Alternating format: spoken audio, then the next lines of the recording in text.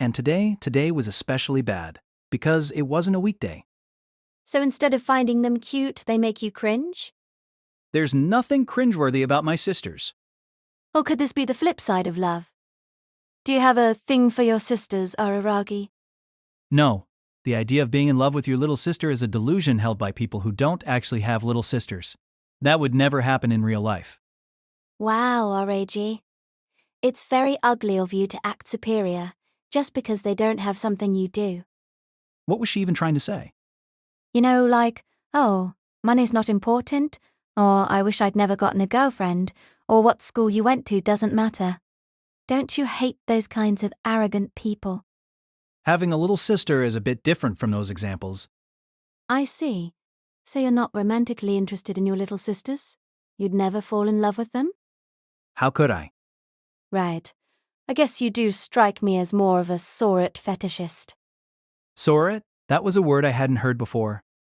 You know, like a saw-it marriage, levirate marriage for women, where a man's wife dies, so he marries her sister. I'm as amazed as ever by your vast wealth of knowledge. But why would I be a sore or whatever? You have younger sisters, not older sisters.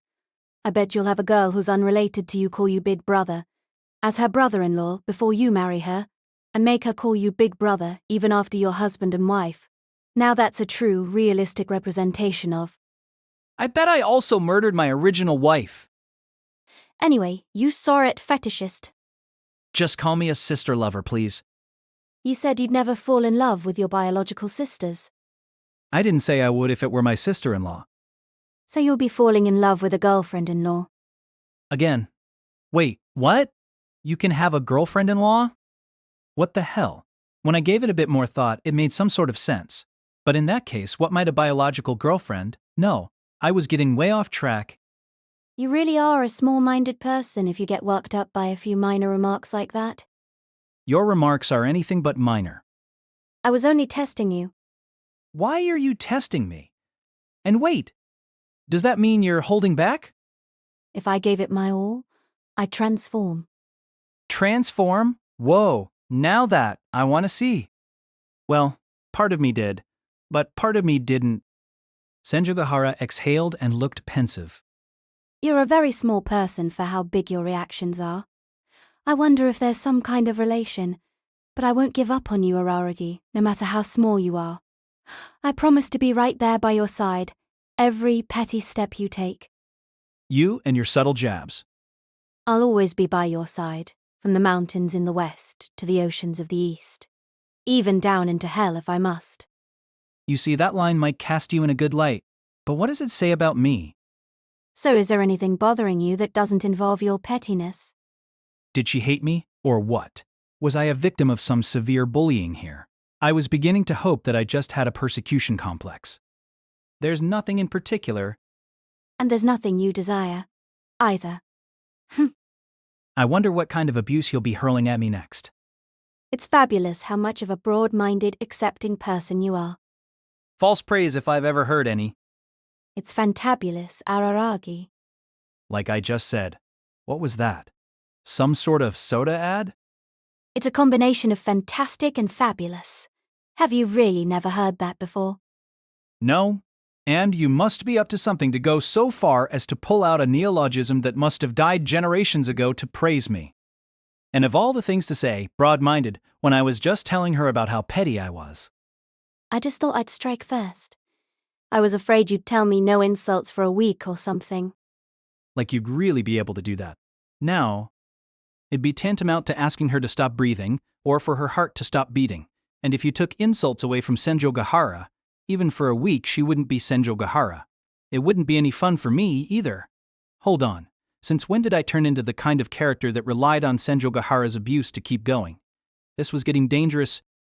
Fine, then. Though it was shocking to see you without a single idea the moment I'd banned erotic requests. That may be true, but I didn't have any ideas before you banned them either. Okay, Araragi, I get it. Then I'll allow them, as long as they're only mildly sexual. Upon my name, I hereby allow you to unleash your desires. Did she actually want me to? Great, now I was feeling overly self-conscious. This was getting dizzying. Do you really not have anything? You don't want me to help you with your homework? I've given up on that already, just as long as I can graduate. Then how about being able to graduate? I'll do that fine if I just proceed normally. Then how about just being able to proceed normally? You're picking a fight with me, aren't you? Aren't you? Then how about, say, Senjougahara made a show of waiting a measured pause, of getting her timing right before continuing. having a girlfriend? Was this another case of being too self-conscious? It seemed to be a meaningful statement. And what would happen if I said yes? You'd get a girlfriend, that's all.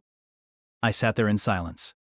Yeah, if you felt like it, it was definitely the kind of line you could read into. To be honest, I had no clue what kind of situation I had gotten myself in, but it seemed wrong to take advantage of someone who's in your gratitude, regardless of what happened and how.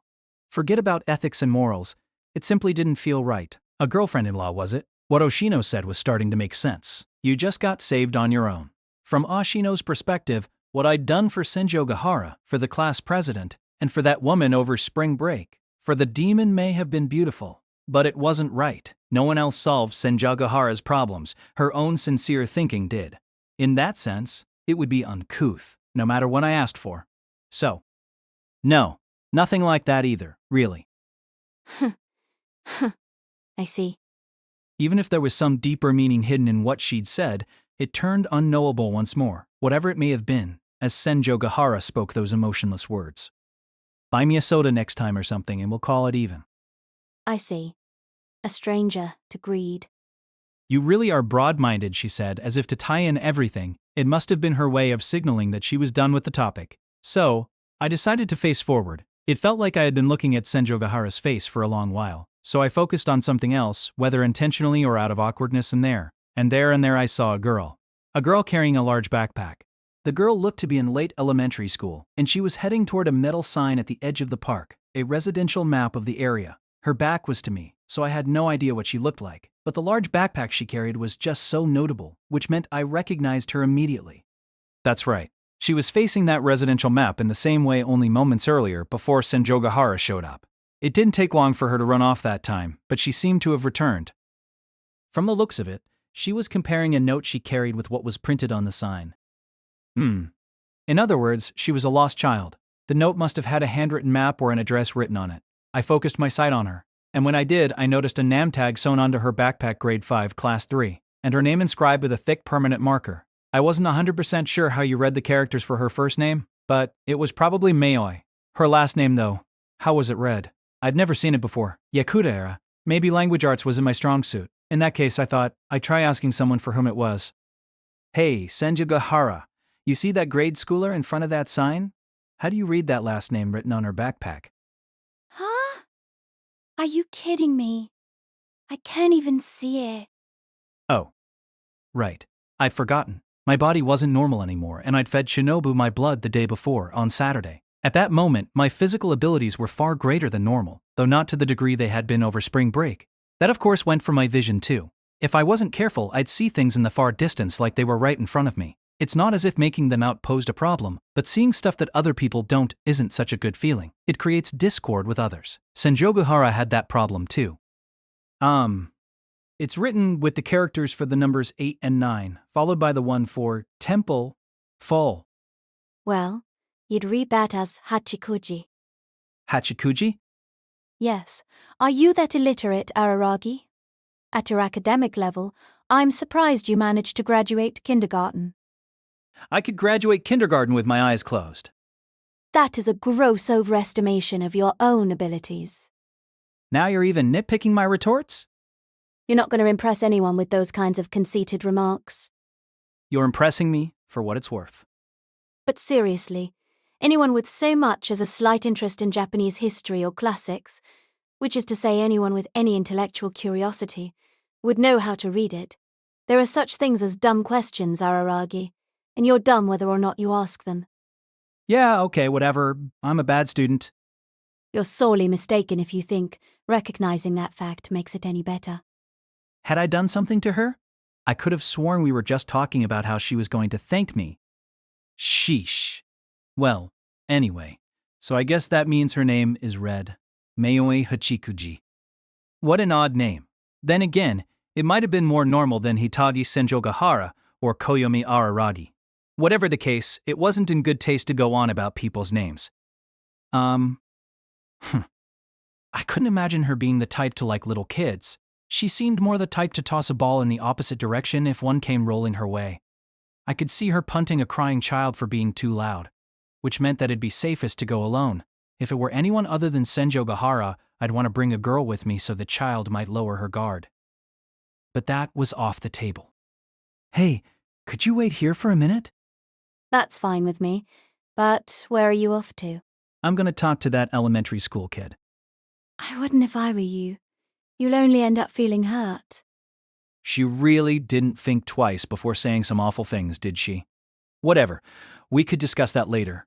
For now, that child, Mayoi Hachikuji. I stood up from the bench and jogged across the park, to where the metal sign stood, where the girl with the backpack was. She seemed engrossed in comparing the map to her note and didn't notice me approaching her from behind. I called to her, when only a step remained between us. I tried to sound as friendly and sociable as I could. Hey there, what's the matter? Are you lost? The girl turned around. She wore her hair in pigtails with bangs so short her eyebrows were showing. Her face gave me the impression that she was bright. The girl Mayoi Hachikuji scrutinized me first before opening her mouth. Please don't speak to me. I don't like you. I returned to the bench in a zombie-like gait. Senjougahara looked at me quizzically. What's the matter? Did something happen? I'm feeling hurt. I only ended up feeling hurt. The damage was even worse than I expected. It took a dozen or so seconds for me to recover. I'm going again. And where are you off to, and why? Can't you tell just from watching? With that, I tried anew. The girl, Hachikuji, had returned to looking at the sign as if her encounter with me had never taken place. She was checking it against her note. I took a peek at it from over her shoulder, and on it was an address, not a map. I wasn't sure, not knowing the area, but it had to be nearby. Hey, you. You're lost, right? Where do you want to go? I returned to the bench in a zombie-like gait. What's the matter? Did something happen? I got ignored. I was given the silent treatment by an elementary school girl. The damage was even worse than I expected. It took a dozen or so seconds for me to recover. This time will be different. I'm going. You know, Araragi, I don't really understand what it is you're trying to do, or why you're doing it. Just leave me alone.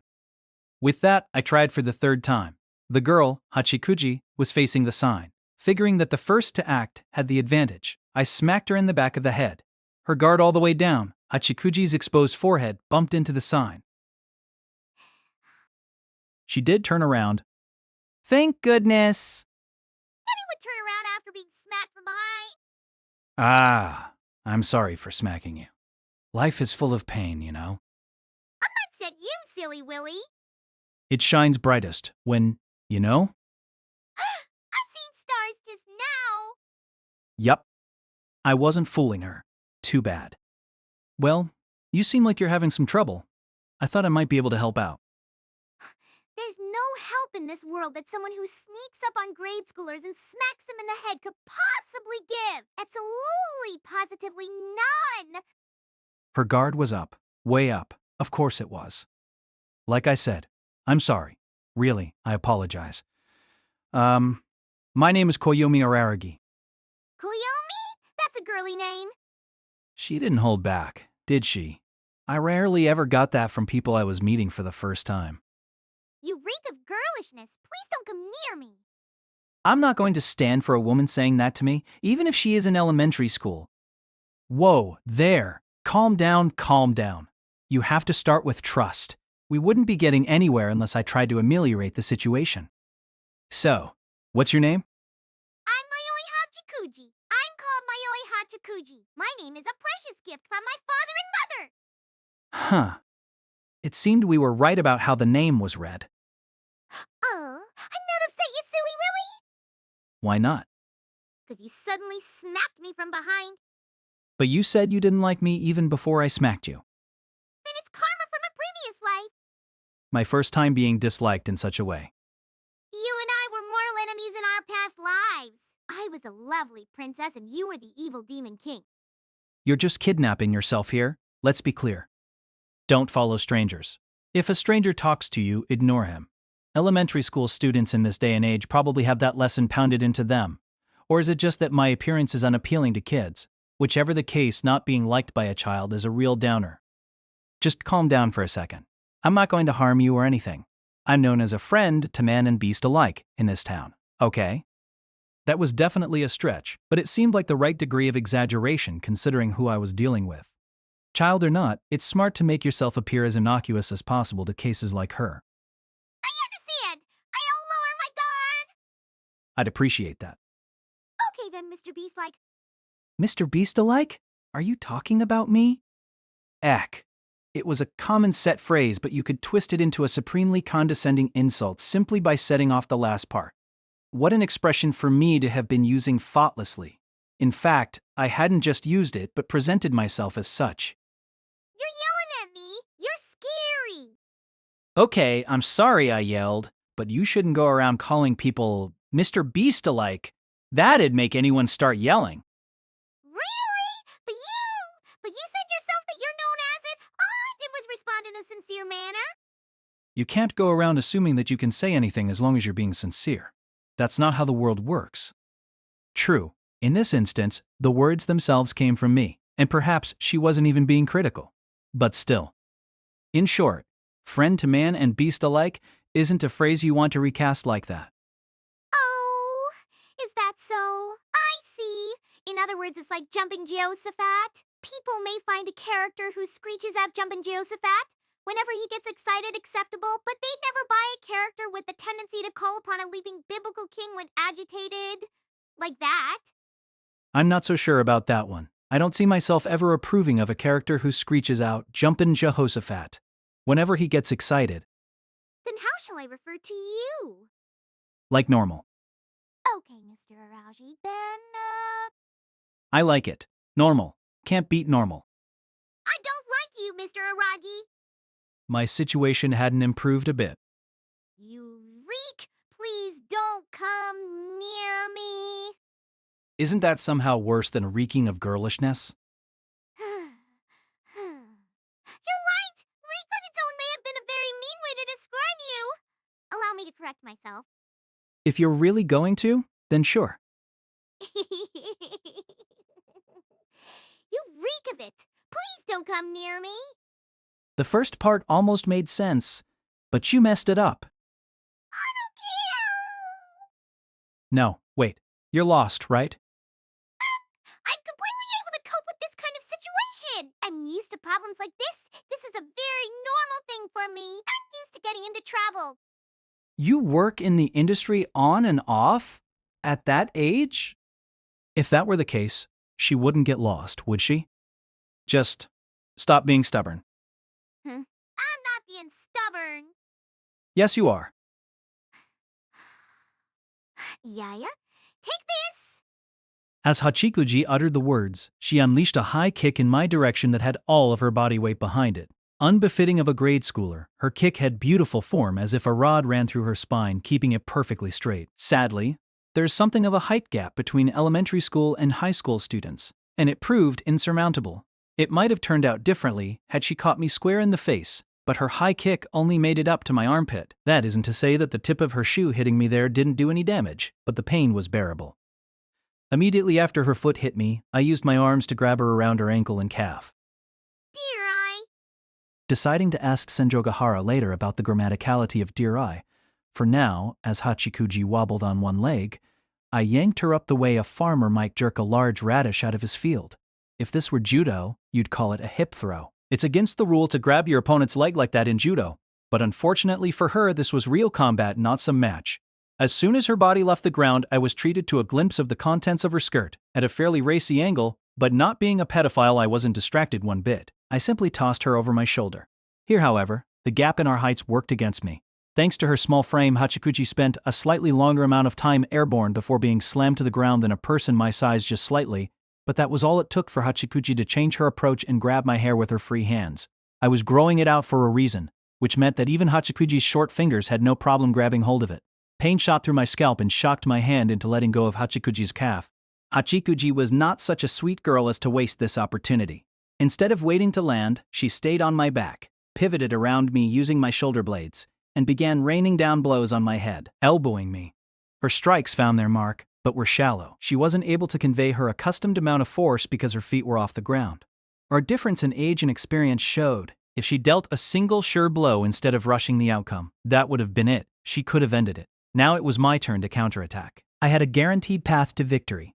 I grabbed the arm that was elbowing me in the head. It felt like the left, no, it was reversed. So her right arm grabbed her right arm, and from that stance redid my throw. This time, it worked. Hachikuji's back slammed onto the ground. I put some distance between the two of us, wary of a possible counterattack. But she showed no signs of getting up. I'd won. You fool, you thought a grade schooler could beat a high schooler. Fwa ha ha ha ha ha. There he stood, a male high school senior bragging in earnest about beating a grade school girl, having fought her in earnest and dispatched her with an earnest hip throw. That high schooler would be me. I, Koyomi Araragi, was the kind of character who bullied a grade school girl and burst into laughter. I was managing to creep myself out. Araragi. I looked around to find Senjougahara. She seemed to have come up to me because she couldn't bear watching. Her expression was a very dubious one. I know I said I'd follow you down into hell, but we were talking about being small. Being cringeworthy is something else entirely, I hope you realize. Allow me to defend myself. Go ahead. My actions were indefensible. I searched in vain. So I regrouped. Well, forget about what's past for now, this girl over here. She seems to be lost, and as far as I can tell, she doesn't seem to be with a parent or a friend or anyone else. I've been here in this park for a while since this morning, and she was actually here looking at this sign before you arrived. I didn't make anything of it then, but she came back, so she must really be lost, right? I wouldn't want anyone to be worrying about her, so I wondered if I could be of some help. Although Senjougahara nodded, her expression remained dubious. Sure, I could see how she might want to ask how the situation went from that to getting into a brawl, but what could I say? It was simply a case of one warrior's soul answering another. I see. Huh? No, it makes sense. Now I see what's going on. Did she really? Maybe she was just pretending she understood. Oh, that's right, Senjougahara. You used to live around here, didn't you? So you'd probably know roughly where an address in the neighborhood is if you heard it. Sure. As well as the average person. A lukewarm answer. Was it possible that she now considered me a child abuser? That seemed like an even worse label than pedophile, if that was possible. Hey, Hachikuji, I know you're only acting like you've passed out. Show the nice lady over here your note. I crouched down and looked at Hachikuji's face. Her eyes were rolled back. She really had passed out. Seeing the whites of a little girl's eyes was pretty distressing. What's wrong, Aragi? Oh, nothing. I casually turned to hide Hachikuji's face behind my back, so that Senjougahara wouldn't notice, and slapped the girl's cheeks a few times. This, of course, wasn't an additional act of violence, but an attempt to wake her up. She came to as a result. I think I just had a dream. Oh, really? What kind of dream was that? Tell me, Hachikuji, what kind of dream did you have? A dream where I was physically abused by a savage high school kid. Sounds like one of those dreams where the opposite of reality happens. I see. So that's what it was. It was unmistakably what had happened to her right before she passed out. Remorse was tearing its way through my chest.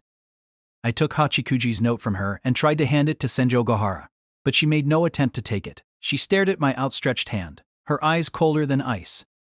What's the matter? Take it! I somehow just don't want to touch you. I thought I had gotten used to her acid tongue, but this stung. I'm only handing you a note. I don't want to touch anything that's touched you. She hated me now. Senjougahara straight up hated me now. But how weird. It felt like we were getting along pretty well until just a few moments ago. Fine, I get it. Then I'll read it out for you, okay? Let's see. I read the address exactly as it was written on the note. Fortunately, I was able to do so fluently because there weren't any opaque characters. Ah, I know where that is. Great. I guess it would be a little bit past my old home. I don't know the area in detail, but we should be able to feel it out once we're nearby. Okay, let's go. Senjougahara turned around and began walking in long strides toward the park entrance as soon as she finished speaking. I expected her to complain more or to say she didn't want to have to show a child around, but she was surprisingly quick to agree. Then again, she didn't so much as introduce herself to Hachikuji or even make eye contact with her. So I assumed my prediction that she disliked children still held. That, or she was considering this to be my any one wish. It'd really feel like I'd wasted my wish if that were the case. Well, whatever. Let's go, Hachikuji. What? Go where? Was she not able to pick up on conversations or something? To the address on this note, of course. The lady over there knows where it is, so she agreed to take us there. Isn't that great? Oh. Ooh. She wants to? Wait, are you not lost? No, I am lost. I'm a lost snail. Huh? A lost snail? No, I'm nothing. Okay then. In that case, I guess we should follow after that lady. Her name's Senjougahara. And if you think her name seems aggressive, just wait until you get to know her. Once you get used to her bristliness, though, you might acquire a taste for it, because on the inside, she's a fairly honest, good person. Maybe a little too honest. Come on. Just hurry up and follow me. Hachikuji still wasn't moving, so I grabbed her hand and pulled, almost dragged her with me to chase after Senjougahara. Ork. Hachikuji vocalized the kind of bizarre sounds you'd expect from a porpoise or a sea lion, but despite a few close calls, she followed me all the way without tripping a single time. I'd come back later for my mountain bike. For now, we left the park whatever it was named. I never got a chance to figure that one out. I think it's finally time to talk about my spring break. It happened during spring break. I was attacked by a vampire, though it was less an attack and more of me sticking my own neck out, as in literally thrusting it toward a pair of sharp fangs in any case. Koyomi Araragi. In this day and age where science reigns supreme, where there is no darkness that cannot be illuminated, was attacked by a vampire in a backwater Japanese suburb. By a beautiful demon. Attacked by a blood-chillingly gorgeous demon, my blood was sucked dry. As a result, I became a vampire in a backwater Japanese suburb. By a beautiful demon, attacked by a blood-chillingly gorgeous demon. My blood was...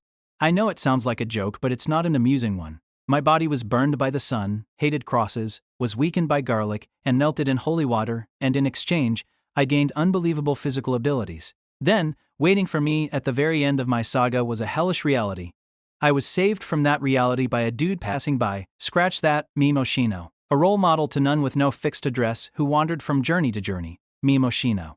He somehow managed to vanquish the vanquish. I found a continuata. And pulled it off a bunch of other things. And so I turned back into a human fund of the Sevia. And pulled a few traces of my previous physical powers, mild regeneration, and increased metabolism. Nothing special remained, but I was fine again with sunlight, crosses, garlic, and holy water. The story isn't worth telling. It doesn't have your usual happy ending. It's a finished case, a closed topic. The few remaining things you could consider issues, like having my blood drunk once a month, and doing so causing my eyesight and whatnot to supersede human levels every time, are a personal matter at this point. Problems that I simply need to confront for the rest of my life. And anyway, I got off on the lucky side. It was only over spring break after all. My hell was just 2 weeks long. Unlike Senjougahara's, in her case the case of the girl who met a crab, she had to deal for over 2 years with a physical inconvenience. An inconvenience that infringed on her freedom. 2 years of hell, what did that feel like? So maybe it's no surprise that Senjougahara uncharacteristically feels a sincere debt of gratitude toward me, more than she really needs to. Putting aside the physical inconvenience, the resolution of the one that plagued her mind must have been an irreplaceable and invaluable achievement. Her mind? Her psyche? Yes, in the end, problems of that nature, the kind you can't discuss with anyone, because no one will understand, shackles or wedges into your psyche more than your body oftentimes. Just as sunlight peeking through my curtains in the morning still scares me, even though I'm fine now. As far as I know, there's one other person whom Moshino has helped in the same way, and that's the president of my and Senjougahara's class. Tsubasa Hanakawa, but it was only a few days for her, even shorter than for me, and moreover she's forgotten it. In that sense, you could say hers is the most fortunate position. True, Hanakawa's case is totally beyond saving, unless we take such an angle-1 nana dodge. Around here. What? The home I used to live in. It was around here. Your home? I looked in the exact direction. Senjougahara pointed, but all that stood there was a street. The street. It was a fine example of road. The color of the asphalt was still new, as if it had just been paved. Is this what you'd call residential redevelopment? The more accurate term here would be town planning. You knew. I didn't. Then you ought to act more surprised. I'm not a very good actor. Indeed, she hadn't so much as raised an eyebrow. But her eyes were fixed in that direction, on that place. From Senjougahara's demeanor, you could, if you wanted to, interpret her as being struck inside with the helpless feeling of having nowhere to go. It really has changed completely. I can't believe it's only been a year. How boring. It's a shame when we bothered to come, she mumbled. She sounded truly bored. But in any case, this must have meant that one of Senjougahara's main objectives for her day out in this area, right up there next to giving her clothes a test drive, or whatever it was she said, had been met. I turned around. Mayoi Hachikuji was hiding behind my leg and examining Senjougahara. The girl was silent, as if her guard was up. Despite her being a child, or perhaps because she was a child, she seemed to be able to intuit just how dangerous Senjougahara was and had been using me as a wall for quite a while in order to avoid her. Of course, it's impossible for one person to use another as a wall, so it was obvious she was there, and it was also clear that she was attempting to avoid Senjougahara, to the extent that the situation began to feel awkward for me, a third party. But Senjougahara, for her part, made zero attempts to engage with a mere kid, speaking only to me with her, over here, or we're going down this street, so they were even, so to speak. It didn't feel great to be stuck in the middle. Though judging by her reaction, Senjougahara didn't dislike or have trouble being around children as much as she simply didn't understand them. I didn't expect the house to still be there after we sold it, but I wasn't expecting it to be a road. I have to say, it's making me feel pretty blue. Yeah, I guess it would. All I could do was sympathize. It was easy to see where she was coming from. The path from the park to our current location was a mix of roads both old and new, and the neighborhood looked nothing like the guide, the residential map on that park sign, so the sight somehow felt demoralizing even to me as unattached to the area as I was. But what can you do? Towns change, just like people do. I've wasted your time on something pointless. Ready to go, Araragi? Huh. Already? Are you sure? I'm sure. I see. Okay, then, let's go. Hachikuji. Hachikuji nodded silently. Maybe she was under the impression that Senjougahara would figure out where she was if she spoke. Senjougahara began striding off on her own. Hachikuji and I followed after her. Actually, Hachikuji, could you let go of my leg? It's hard for me to walk. You're grabbing onto me like you're a baby koala or something. What are you going to do if I fall? Say something, will you? Well, it's not as if I want to hold on to your dreadful leg, Mr. Araragi. I peeled her off of me. Rip, though there was no sound. I can't believe you! I'm telling the PTA about this. Oh yeah, the PTA? The PTA is an incredible organization! They barely have to lift a finger to put a lone, powerless underage citizen like you down and out for the count, Mr. Araragi. Barely a finger, huh? Sounds scary. By the way, do you know what PTA stands for, Hachikuji? Well... Hachikuji sank back into silence. She must not have known. Of course, I didn't know either. I was just glad it didn't turn into a long, drawn-out argument. PTA stands for Parent-Teacher Association. It's an English term for a school organization made up of guardians and instructors. It also stands for percutaneous transluminal angioplasty, a medical term. But I doubt that's what you're talking about, Araragi, so the first explanation should be the right one. Huh. I'd vaguely known it was some kind of meeting of parents, but I didn't know the teachers counted too.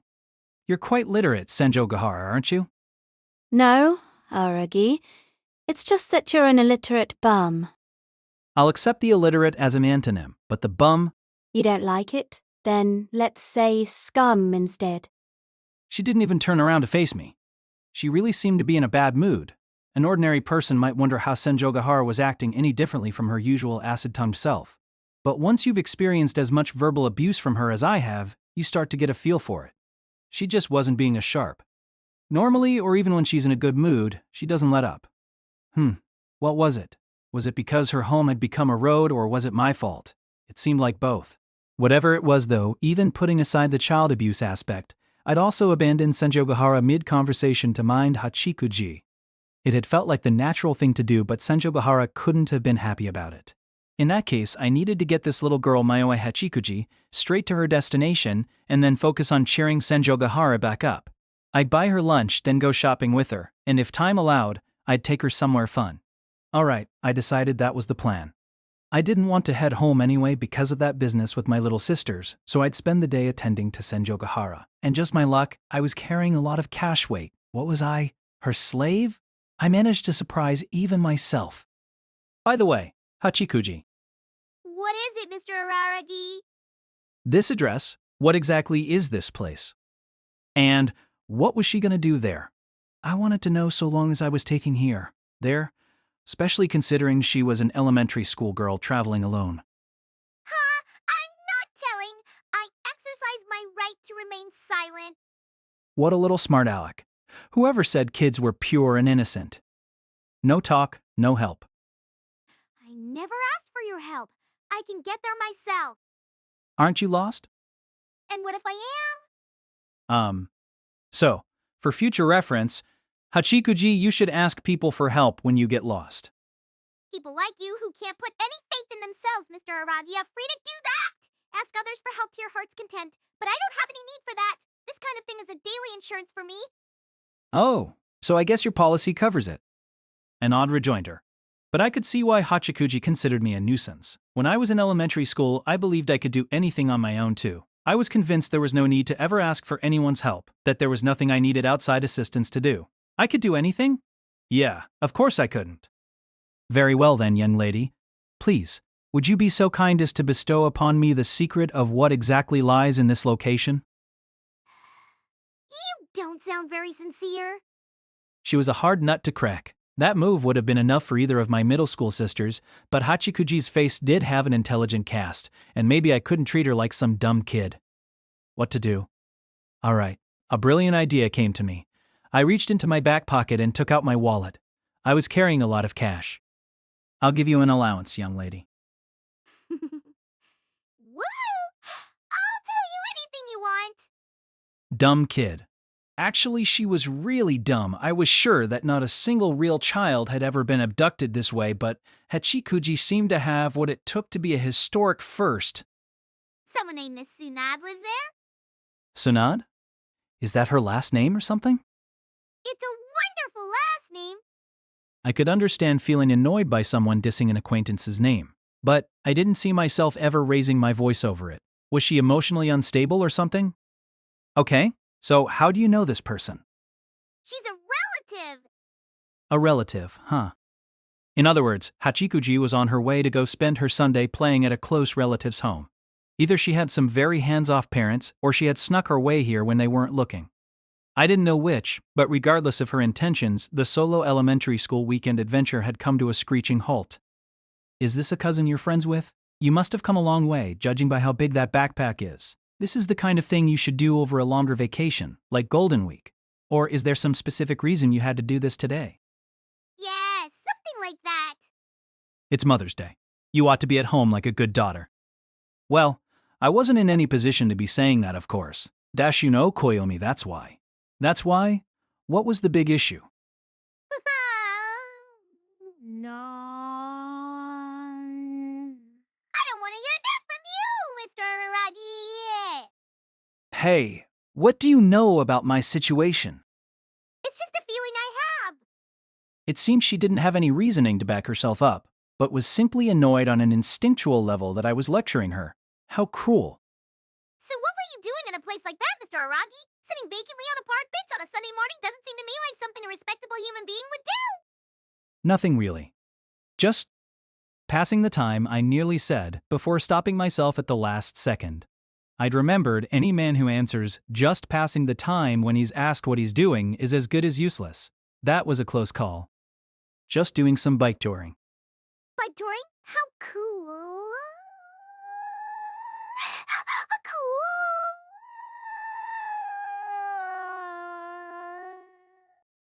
She praised me.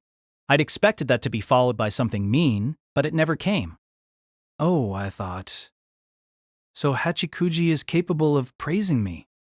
On a bicycle? Not a motorcycle, though? Is that so? When I hear bike touring, I assume motorcycles are being discussed. That's very unfortunate. Do you not have a license, Mr. Aragi? Do you not have a license? Sadly, my school's rules won't let me get a license. But I'd rather wait to drive a car either way. Motorcycles are dangerous. Is that so? But in that case, wouldn't you be foreign? Is that so? But in that case, wouldn't you be foreign? Yikes. She was misspelling touring in a pretty amusing way. Would it be kinder to correct her or to leave her be? I wasn't sure. Incidentally, Senjougahara showed no reaction as she continued to walk ahead. She didn't even attempt to participate in the conversation. Maybe she couldn't hear low IQ conversations. Still, the carefree smile I'd just seen from Mayoi Hachikuji was a rather charming thing. It was a wholehearted smile. To say it was like a flower in bloom might be a cliché, but it was the kind of expression that most people lose the ability to make once they grow up.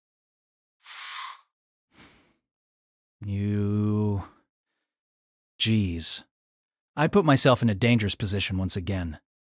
Were I a pedophile, my heart would have been won over. How fortunate that I wasn't one. In any case, the streets around here are really complicated. How do they even work? I can't believe you tried to come here on your own. Well, it isn't my first time. Oh? Then why did you get lost? It's been a while. I could see that happening. She thought she could do it, but she couldn't when she tried. You can think something, but that doesn't mean it's true. And that went for elementary schoolers, high schoolers, and anyone else for that matter. Speaking of which, Mr. Aragi...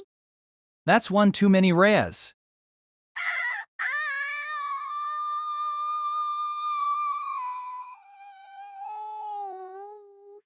I'm sorry. Well, don't do it again.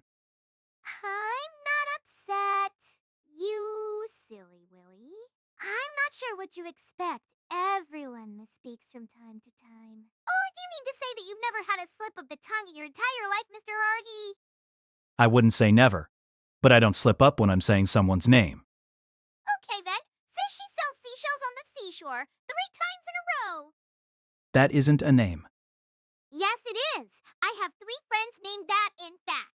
So I would say it's a fairly common name.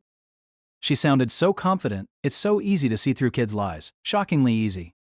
She sells seashells on the seashore, she sells seashells on the seashore, she sells seashells on the seashore. I did it. What do you and your dreams don't come true? I was apparently being riddled now. Sore? But Zed! Row! These... row... The answer is... You think you're so clever? I'd screamed in a unnecessarily loud voice because, despite myself, I did find it clever. But anyway. We were in what you'd call a sleepy residential area. We walked but came across no one else. It seemed like the kind of place where anyone with somewhere to go left in the morning while everyone else stayed inside all day. Of course, that wasn't so different from the area where I lived, but what was different was all the incredibly large homes around us.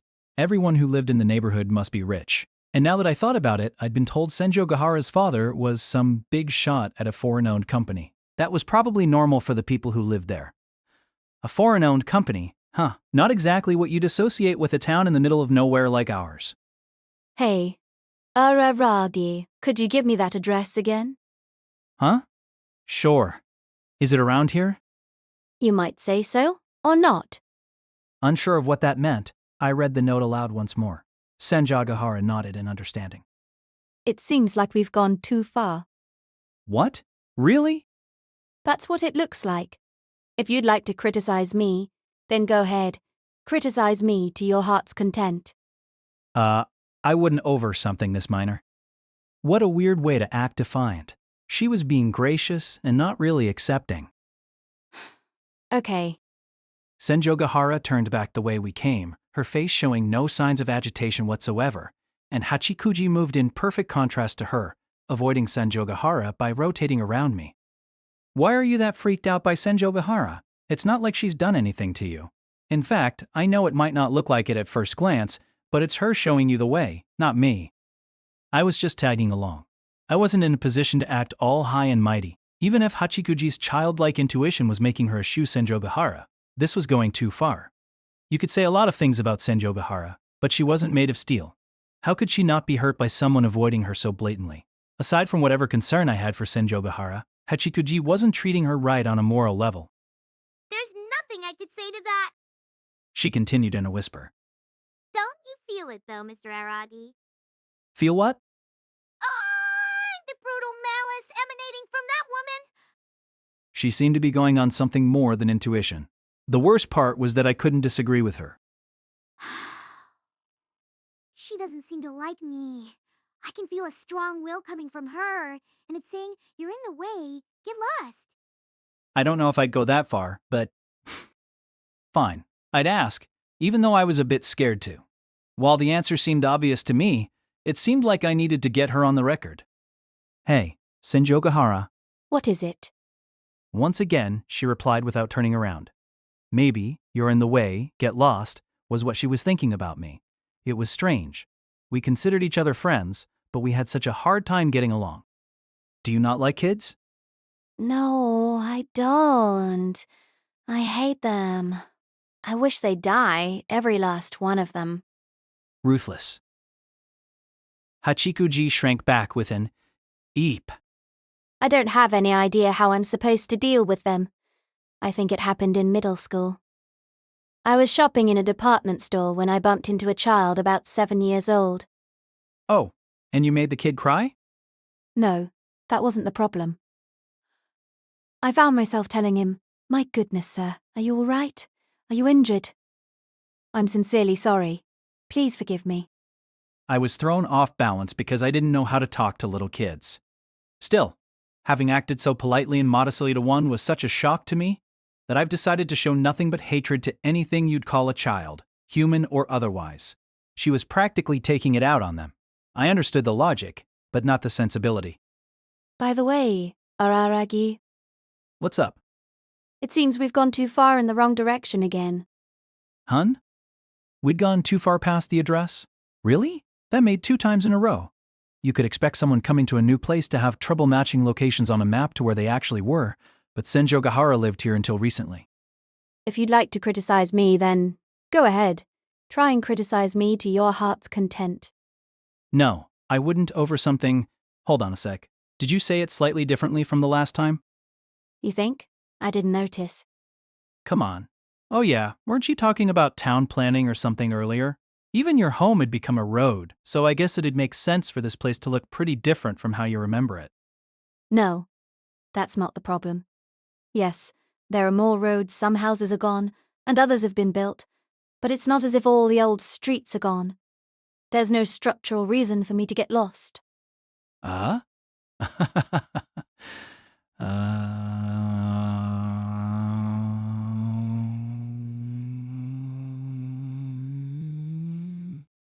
Since she really was lost, that did seem to be the case. How might I conclude otherwise?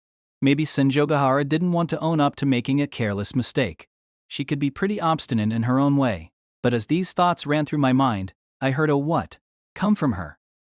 I can tell by your face that you're itching to complain. If there's something you want to say, then why not say it like a man? I'll strip naked and get down on all fours to apologize to you, if that'll make you happy. Are you trying to make me out to be the most disgusting man on earth? As if I'd let her do that in the middle of a residential area. Plus, I wasn't interested in having her grovel in the first place. Getting down on all fours naked is a small price to pay to make Koyomi Araragi known the world over as the most disgusting man alive. Your pride is the only thing here that's cheap. I could no longer figure out whether she was supposed to be a haughty character or a shameless one. But I'd be keeping just my socks on. You say that like a punchline to wrap this up, but I'm not into weird stuff. And by socks, I mean fishnet tights. Getting more extreme doesn't change a thing. Though, on second thought, even if I wasn't into that, a part of me did want to see Senjougahara, specifically in fishnet tights. She wouldn't even have to be naked. I mean, if she looked like this in regular black stockings. That's the face of someone thinking unseemly thoughts, Araragi. Who, me? Do you really see me in such a vulgar light? A guy whose motto is the straight and narrow? I can't believe you'd say that about me, Senjougahara. Oh, I believe I've always been saying these things about you, whether I have proof or not. It's very suspicious that instead of coming back with some sort of quip, you're rejecting the claim outright. Oh. So forcing me down on all fours to apologize to you naked isn't enough. You want to write obscene things across every inch of my body with permanent marker. I wasn't going that far. Then how far were you going? Anyway, Hachikuji, sorry, but this might take a little longer. But we know it's in this area, so... No, it's probably impossible. What?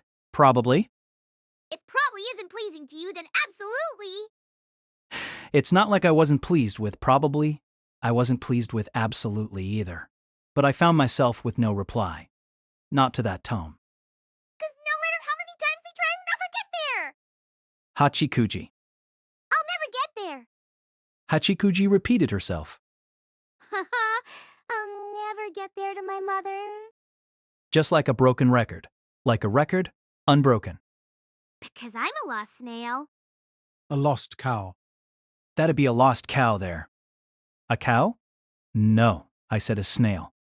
You know how snail is written in characters. There's a cow in there, right? Don't tell me you write it phonetically. You have such a low IQ, Aragi. Take the character for whirlpool and substitute the left-hand water with insect. Then add cow as a second character. Oh, I think I get it now. That first character is barely ever used in any word other than snail. A snail shell forms a spiral, doesn't it? That must be it. It's also close to one of the characters used in Calamity, though, and maybe that one is the more symbolic. There are a countless number of aberrations out there that cause humans to lose their way. In terms of Japanese yokai that block your path, you must have heard of the Nurikabe. If it's one of those and it's a snail, it has to be the lost cow. You see, its name describes its nature, not its form. Whether it's a cow or a snail, it's all the same. As for the form, you can even find some paintings of the thing looking like a human. Araragi, the person who comes up with a name for an aberration, and the person who comes up with what that aberration looks like are rarely the same. You could even say never in most cases. The name comes first. More the concept than the name, actually. Think of it as the illustrations in a light novel. The concept exists before it's visualized. They say that names give shape to nature, but nature, in this instance, doesn't mean physical outward appearance. It means essence. So, ga. He seemed very sleepy. Then again, that sleepiness had rid him of his normal frivolity to the point that I found it easier to talk to him. Talking to Oshino is, if anything, tiring. A snail, a shelled pulmonate, classified under Mollusca gastropoda. You see slugs more often than snails, but those are really just shellless snails. Pour salt on them, and they melt. After that, I, Koyomi Araragi, and Hitagi Senjougahara, along with Mayoi Hachikuji, retried and used a total of 5 continues. We tried shortcuts that skirted the edges of the law. We tried demoralizingly long detours. We tried everything we could think of, but, to cut to the chase, everything ended up being a spectacular waste of time. We knew we had to be near our destination, but we couldn't reach it. For whatever reason, in the end, we even tried using brute force, checking every home one by one, but that too got us nowhere. So, as a last resort, Senjougahara booted up a special navigation system feature on her phone. Don't ask me about the details, that used GPS or whatever. But she lost signal moments before the data loaded. At that point, I finally, or maybe unwillingly, had a perfect grasp on what was up. Senjougahara seemed to have noticed fairly early on, without saying so, and Hachikuji most likely understood the situation better than either of us.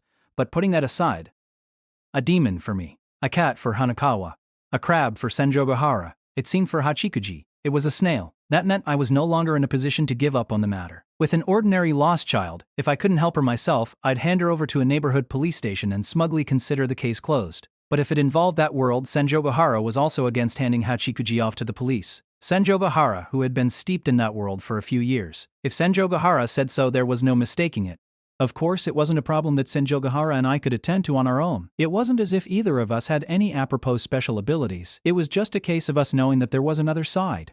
One that wasn't ours. You can say knowledge is power, but you're powerless if knowledge is all you have, which is why Senjougahara and I went with the safe, easy choice, not our first, but after some discussion, our final choice, of asking Oshino what to do. Me Oshino, our savior. If not for that, he's certainly the kind of man I wouldn't want to associate with. Past 30, but still lacking a fixed address. He was sleeping for over a month now in a bankrupt cram school. That description alone would be enough to drive away any normal person. I'm interested in this town for the time being? That was his excuse. so there's no telling when he might disappear. He's a rolling stone, the real deal. But Senjougahara and I had gone to him just last Monday about her problem, as well as on Tuesday, to deal with loose ends. I, myself, had seen him the day before too. Considering all that, I was sure he would still be in that abandoned building. That meant the only problem was getting in touch with him. He doesn't own a cell phone. Our only choice was to go and see him in person. I wouldn't say Senjougahara has much of a relationship with him, since they only met the week before. Being more familiar with Oshino, it felt like I should be the one to go see him, but Senjougahara spoke up, saying, "I'll go." Let me borrow your mountain bike. If you want, sure. But do you know how to get there? I can draw you a map if you want. It doesn't make me glad in the slightest to have someone with a memory as poor as yours worrying over me. If anything, it's making me feel sad. Is that so? I started to feel sad. Really, actually, sad. To be honest, I wanted to try riding this mountain bike from the moment I saw it in the parking lot. So you weren't kidding when you were talking about how incredible mountain bikes are? I was convinced you didn't mean it. You're not very good at sounding honest, you know? Or rather, don't leave me alone with her. I wouldn't know what to do with her. Yeah, that did seem true. True for Hachikuji too. I handed the key to my mountain bike over to Senjougahara. I remembered hearing that she didn't own a bike, so it did seem dangerous to be lending my oh-so-beloved ride. But since it was Senjougahara, I figured why not? So, I now found myself waiting for Senjougahara to contact us. I was back in the park with the ambiguous pronunciation and sitting on a bench. Next to me was Mayoi Hachikuji. Where she sat, another person could have fit in between us. It was as if she wanted to be able to make a break for it. In fact, she seemed ready to. I'd already told Hachikuji a bit about my own and Senjougahara's past, and continuing, circumstances, but this only seemed to heighten her guard. I'd made a poor decision that backfired on me after everything I'd done to get her to open up, and now all I could do was start over from the beginning. Trust is a very important thing, after all. I'd try talking to her. There was something I was wondering about anyway. Hey, a little earlier, I want to say you were talking about your mother. What did you mean by that? Wasn't this Miss Tsunade a relative of yours? She didn't reply. She was exercising her right to remain silent. What I tried before might not work this time. It only did as a joke anyway, and if I repeated it too often, people might think I meant it, and by people, I mean myself. And so, hey, Hachikuji, I'll get you some ice cream, so will you come a little closer? I'm coming. Hachikuji sidled up to me right away. It seemed like she didn't mind taking me at my word and waiting until later for her payment. Speaking of which, I hadn't given her a single yen of allowance yet, either. What an easy girl to control. So, what I was talking about. What was that again? About your mother. She exercised her right to remain silent. I continued on, unfazed. Were you lying when you said you were going to a relative's? I wasn't lying. Your mother counts as a relative, doesn't she? Sure, technically, but it felt like splitting hairs. And in any case, a girl carrying a backpack to head to her mother's home alone on a Sunday was something of an odd situation. Also, while I call her my mother, sadly, she isn't my mother anymore. Oh, a divorce. She lived with her father. It was a story I'd heard just the other day. I'd heard it from Senjougahara. My last name was Tsunade until I was in 3rd grade, but it changed to Hachikuji when my father started looking after me. Huh? Hold on. It was getting complicated, and I decided to take a moment to sort it out. Hachikuji was currently in 5th grade, and her last name until 3rd grade was Tsunade, which must be why she cared enough about the name to yell at me. But it changed to Hachikuji once her father took her in. That meant, aha. So when her parents married, they decided to take her mother's last name. In Japan, a couple had to have the same surname once they got married, but it could be the man's or the woman's, which meant when her parents got divorced, her mother, Miss Tsunade, left their home and moved to this neighborhood, or more likely moved back in with her own parents. And that's why Hachikuji was here on a Sunday. She was taking advantage of Mother's Day. To visit her mother, was that it? Her name was a precious gift from her father and mother. Yikes. And I'd tried to lecture you as your senior about being a better daughter. No wonder she didn't want to be told. Talk about being an annoyance. No, it doesn't have anything to do with today being Mother's Day. Her home is a place I'd visit anytime if I had the opportunity. I see. But I never get there. After the divorce, her mother left home. She couldn't meet her mother, but Hachikuji wanted to, so she came to see her. attempted to, carrying her backpack and then a snail came along. And that was when you encountered it. I don't know what I did. Huh. Ever since then, no matter how many times she tried to visit her mother, Hachikuji couldn't get there, not once. I knew it'd be insensitive to ask how many times she'd tried, and if she'd really failed every time, and the fact that she hadn't given up was impressive. It was impressive.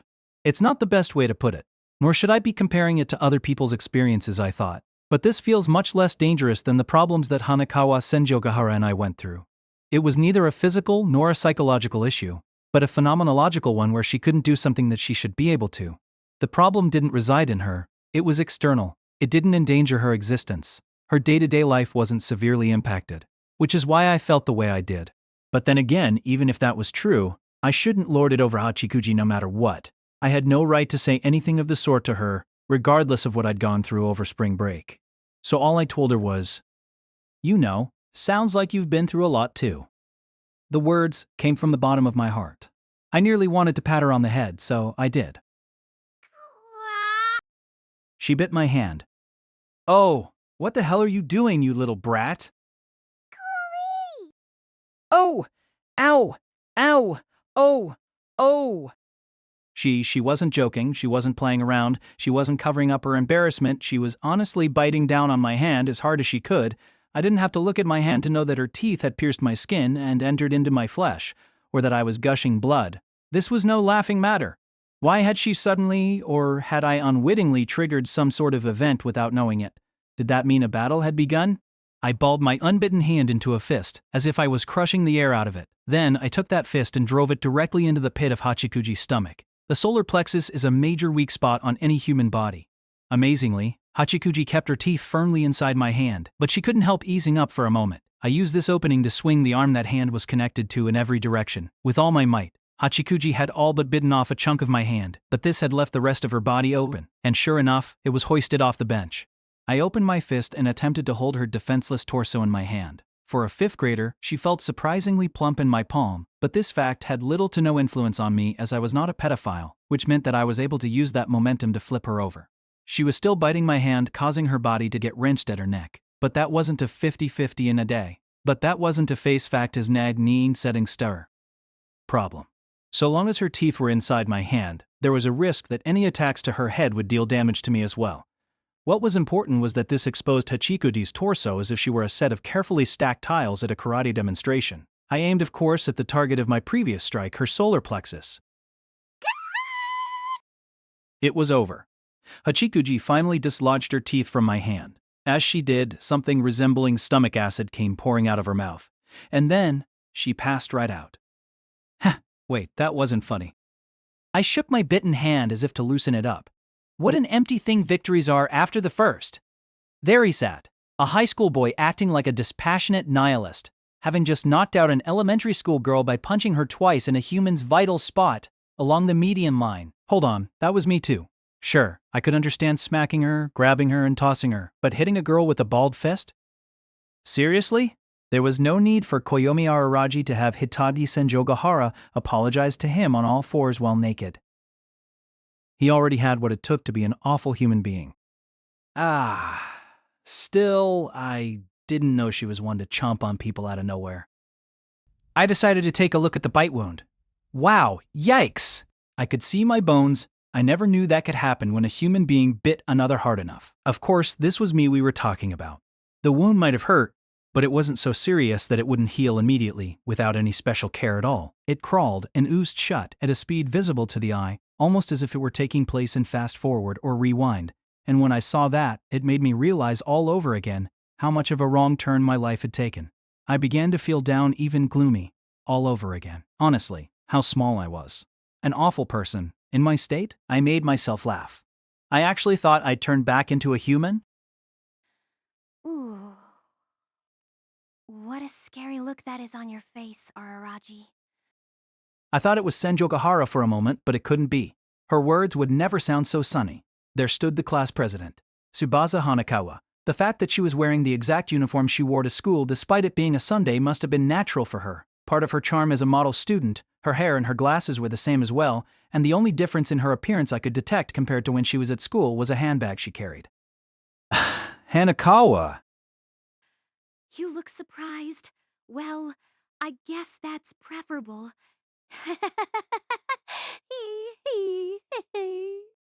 Yes, just like the one I'd seen on Hachikuji's face a moment earlier. What's going on? Why are you here? Of all places. Well, I should be asking you the same question. There was no way I could hide how shaken I was. The only question remaining was how long she'd been watching. If Tsubasa Hanakawa, the embodiment of decency, the breathing textbook of moral behavior, the living exemplar of purity, had witnessed me inflicting violence upon a grade school girl, that spelled trouble, but in a completely different way than if Senjougahara had seen me do the same. I didn't want to get expelled during my last year of high school. What do you mean, asking me? I'm from this area. If anyone deserves the question, it's you, Araragi. Do you sometimes come over here? Oh, right. Senjougahara and Hanekawa had gone to the same middle school, and it was a public school, which meant, of course, considering how school districts were drawn, it wasn't odd at all for Senjougahara's old home turf and Hanekawa's habitat to overlap. Though they must not have matched perfectly because it sounded like they'd gone to separate elementary schools. Not really, but, well, I didn't have anything to do, so I was just passing the time here. Oops. I'd said I was just passing the time. Ha ha. Just passing the time? Sounds nice. It's nice to not have anything to do. It means you're free. I guess you could say I'm just passing the time too. She and Senjougahara were fundamentally dissimilar organisms. Or maybe it was the difference between someone who was smart and someone who was the smartest. You know, Aragi, it's hard for me to be at home, and the library isn't open on Sundays, so I walk around all day instead. It's good for my health, too. You don't have to try so hard to be considerate. Tsubasa Hanekawa, the girl with a pair of mismatched wings. At school, she's an embodiment of decency, a breathing textbook of moral behavior, a living exemplar of purity, a class president among class presidents, a flawless girl, but her home is a troubled one. Troubled, as well as warped, which is why she was bewitched by a cat. It found its way through the smallest crack in her heart. Perhaps it was an instance of the fact that nobody is totally perfect, but while the problem was solved and she was freed from the cat, while her memories had vanished, the troubledness and warpedness of her home had not. It was still troubled, still warped. It's kind of embarrassing to have your local library closed on Sundays, though, isn't it? It's like a symbol of how uncultured your area is. I don't even know where my local library is. That's no good. You shouldn't sound so resigned. You still have time to study for entrance exams, Araragi. You can do it if you try. You know, Hanekawa, groundless encouragement can sometimes hurt worse than having insults yelled at you. But aren't you good at math, Araragi? Normally, people who can do math do well in other subjects too. You don't have to memorize all that much for math. It's easier on me. Boy, are you difficult? Oh, whatever. We'll just take this step by step. By the way, Araragi, is that girl your little sister? Hanekawa's lips grew pointy, and with them she indicated Hachikuji, who was laid out near the bench. My little sisters aren't this tiny. They aren't? They're in middle school. She's lost. Her name's Maoi Hachikuji. Mayoi? Like the character for Truth and the character for Dusk. As far as her last name, I know her last name. Hachikuji is a pretty common term in the Kansai region anyway. Yeah, I think there's a temple in Monogatari that... How actually? It might have been written in a different way there. you know everything, don't you? Not everything. I just know what I know. Is that so? Mayoi and Hachikuji, what a poetic name. Hun. Oh, she's up. This made me look at Hachikuji, who was slowly blinking her eyes. She seemed to take a muddled yet meticulous look at her surroundings before finally sitting up. Hello there, Mayoi. My name's Tsubasa Hanekawa, and I'm friends with this nice guy over here. Wow, the public TV children's show voice came natural to her. Hanekawa must be the kind of person who uses baby talk with dogs and cats and thinks nothing of it. Please don't speak to me. I don't like you. So she used that line on everyone. Did I do something to make you hate me? You shouldn't say such things to people you're meeting for the first time, Mayoi. There. Hanekawa seemed completely unfazed. Unlike me, she was even patting Hachikuji's head like it was no big deal. So you like kids, Hanekawa? Is there anyone who doesn't? Hey, I'm not saying I don't. Ah, yes, I do like them. It makes me feel all warm and fuzzy to think that this is how I used to be. Their Hanekawa continued to pat Hachikuji's head. Hachikuji tried to resist, but resistance was futile.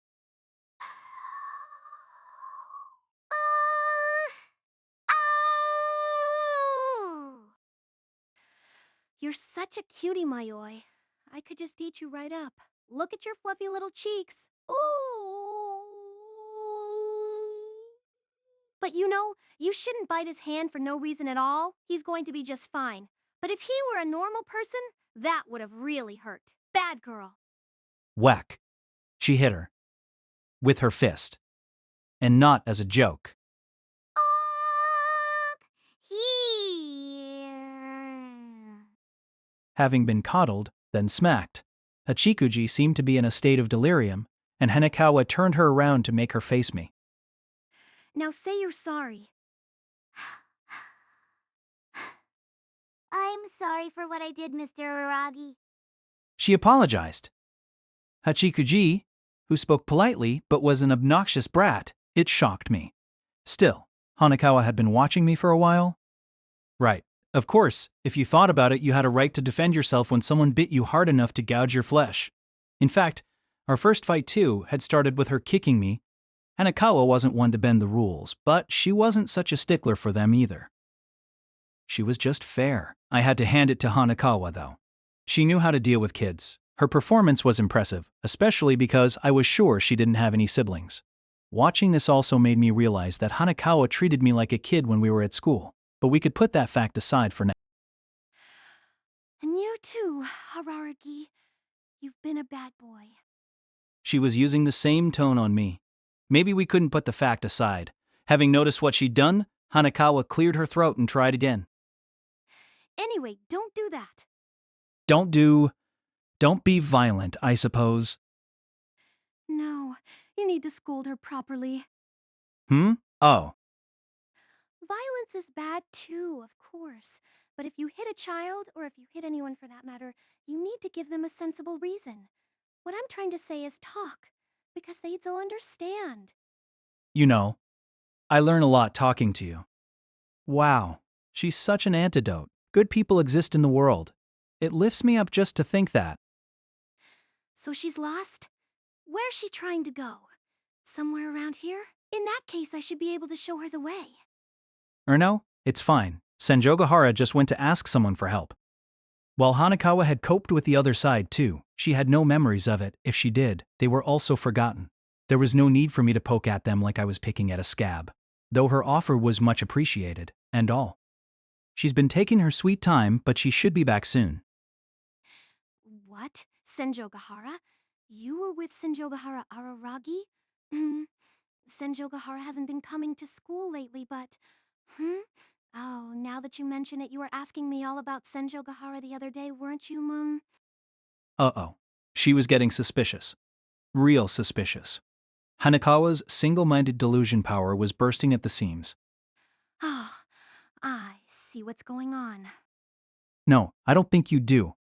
A fool like me shooting down an answer that a brilliant person like her came up with felt so wrong, but... You know, your fantasizing skills outclass even yaoi fangirls. Yaoi? What's that? The model student didn't know our native term for slash fiction. It's short for no climax, no denouement, profound meaning. I think you're lying. Fine, I'll look it up later. As serious as ever, I see. I began to worry. What if I had just sent Hanekawa down a dark path? Would it be my fault? Well, I don't want to be a nuisance, so I'll be on my way. Sorry for the bother, and say hello to Senjougahara for me. Though I won't get on your case too much about it because it's a Sunday. Don't slack off too much. Plus, don't forget that there's a history quiz tomorrow. Plus, we're gonna have to start getting serious about preparing for the culture festival. So get yourself ready. Okay. Plus, Hanakawa continued with 9 more of those. She was like the most positive person ever. Oh, that's right, Hanakawa. Just in case, do you mind if I ask you something before you go? Do you know of a Miss Tsunad's home around here? Miss Tsunade? Well... Hanakawa made a show of trying to remember. She did such a good job I started to get my hopes up that she really knew. But then... No, I don't. So there are some things you don't know. Like I told you, I just know what I know. Outside of that, I'm clueless. Is that so? True, she didn't know what yaoi was either. It wasn't going to be that easy. I'm sorry I couldn't live up to your expectations. No.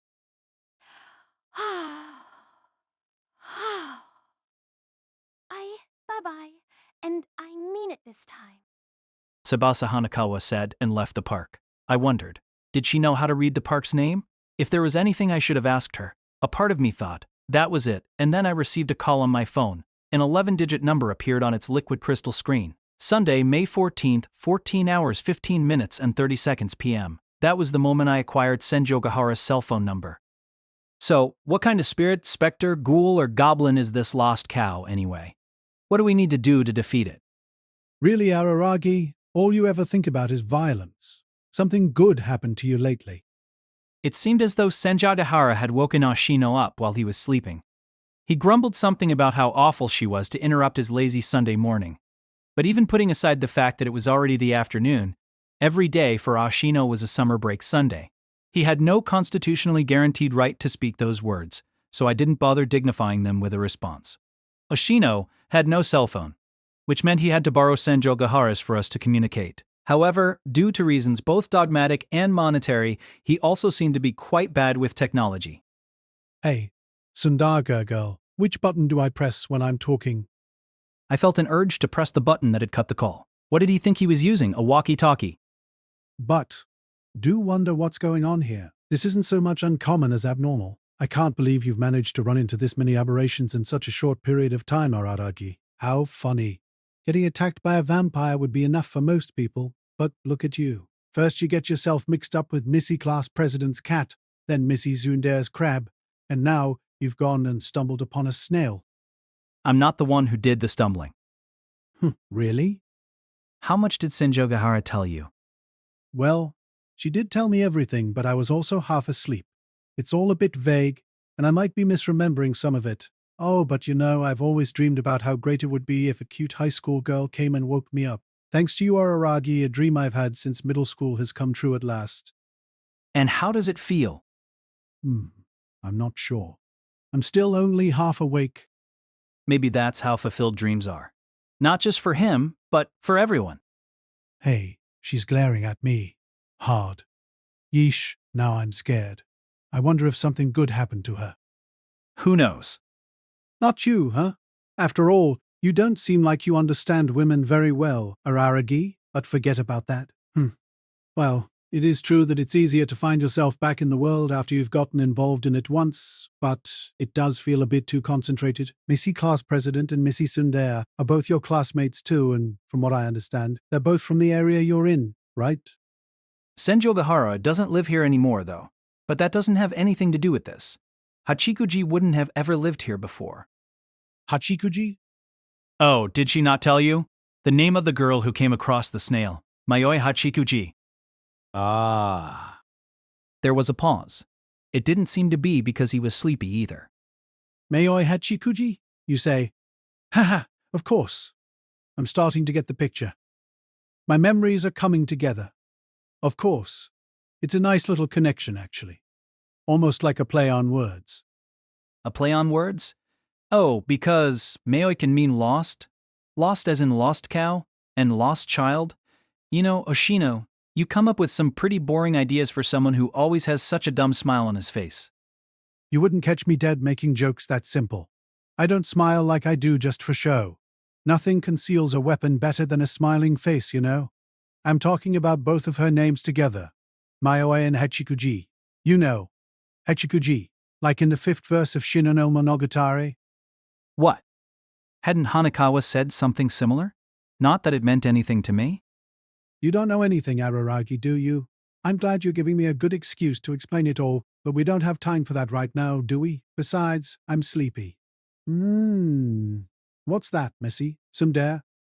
Our conversation stopped for a moment as Senjougahara seemed to say something to Oshino. Even my hearing couldn't pick it up. Or rather, she was intentionally speaking to him so that I couldn't hear her. Was she sharing a secret? No, that couldn't be it. What could she be saying? Okay. Oshino nodding along was all I could catch. And, Ab. You really are useless, Araragi. You know that? huh? What did I do to deserve that from you? I haven't even told you that I'm just passing the time. You've made Missy Tsundere fuss over you so much. She even feels responsible for you. How pathetic. She practically has to hold your hand and dress you, Araragi. It's her who should be wearing the pants here. Hold on. I do feel bad about dragging Senjougahara into this. I really do. Not just bad, I feel responsible. It was only last week she finished up taking care of her own problems, but I've already gotten her into another strange... Oh, that's not what I mean. You know, Aragi, I'm starting to think you're getting a big head after having solved problems with 3 aberrations in a row. Just to make sure you know what you yourself see and feel isn't the whole truth. I wasn't trying to dispute that. They were stern words withering. It felt like he'd hit me where it hurt most, because that did ring a bell. Well, you probably don't mean to be doing it, Araragi. I already understand what kind of person you are. I just think it wouldn't hurt if you were a little more considerate, that's all. If you're not acting conceited, then I think something might have you boxed in. Listen carefully. Seeing shouldn't necessarily be believing, and on the flip side, not seeing isn't necessarily counterfactual. Arahi, I want to say I told you something similar the first time we met. I hope you haven't forgotten already. We're not talking about me right now, Oshino. Can you just tell me how to deal with this lost cow? This snail? What do we do to defeat it? Again with the violent talk. Don't say that kind of stuff. You really don't understand a thing, do you? You'll come to regret it if you keep going on like that, and I hope you'll be taking responsibility then. Got that? And also, the lost cow is... Oshino hesitated for a moment. Haha. I don't know. This is just too simple. It feels like no matter what I say, I'm going to be saving you here. That's no good. I need you to get saved on your own. It's simple? Really? We're not dealing with a vampire here. That really truly was a rare case, Araragi. I guess you can't help but get a lot of wrong ideas if that was your first experience. But, okay, we could say that this lost cow is more like the crab that Missy Tsundere encountered. The crab. That crab. Oh, right. About her, I don't know if I like this. I'm only here to connect humans with the other side. Connecting humans with other humans isn't my specialty. You see? Haha, well then. Now what? I may have let myself get a little too friendly with you, Araki. It's like we're colluding. I never imagined that it'd be this simple for you to ask me for help, let alone that you'd get me to solve a case for you over the phone. Well, I do think it was too facile of me. It was easier, and I'd been reluctant about the option. Still, it was also true that it was the only option. I wish you wouldn't treat me in such a casual way. You normally wouldn't have someone like me around when you encounter an aberration. And though this is such a plain and common sense thing to say that it's out of character for me to be saying it, I don't think it's very admirable of you to be sending a fine young woman into a more or less abandoned building where a suspicious man is camped out. Oh, so you do realize that you're suspicious and that you live in a more or less abandoned building. But I had to admit he was right. Absolutely right. Senjougahara had agreed to go so readily, she pretty much volunteered that I failed to be considerate in that regard. It's not like you're going to do anything to her. While I appreciate the trust you put in me, you do have to draw lines.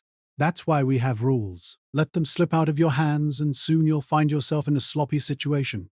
Got that? You need to establish boundaries that say no matter the circumstances, this is off limits. Because if you don't, you'll find yourself slowly ceding your ground. You hear people say that rules are made to be broken, but they're not supposed to be.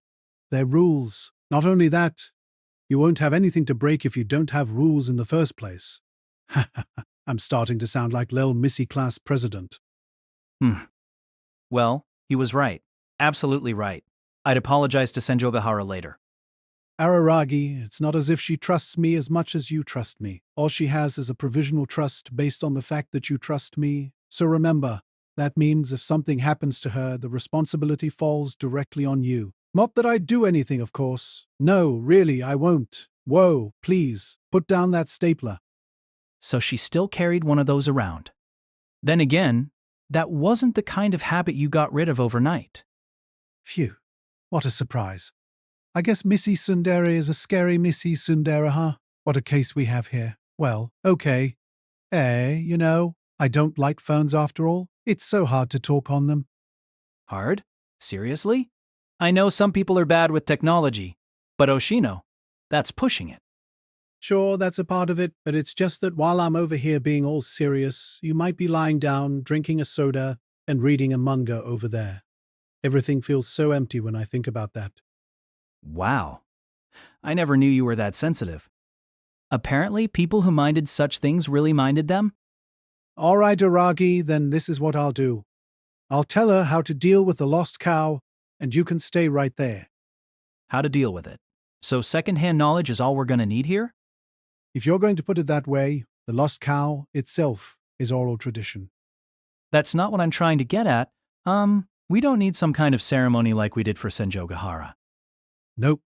The pattern here is the same, but this snail isn't as tough to deal with as that crab. It's not a god, after all.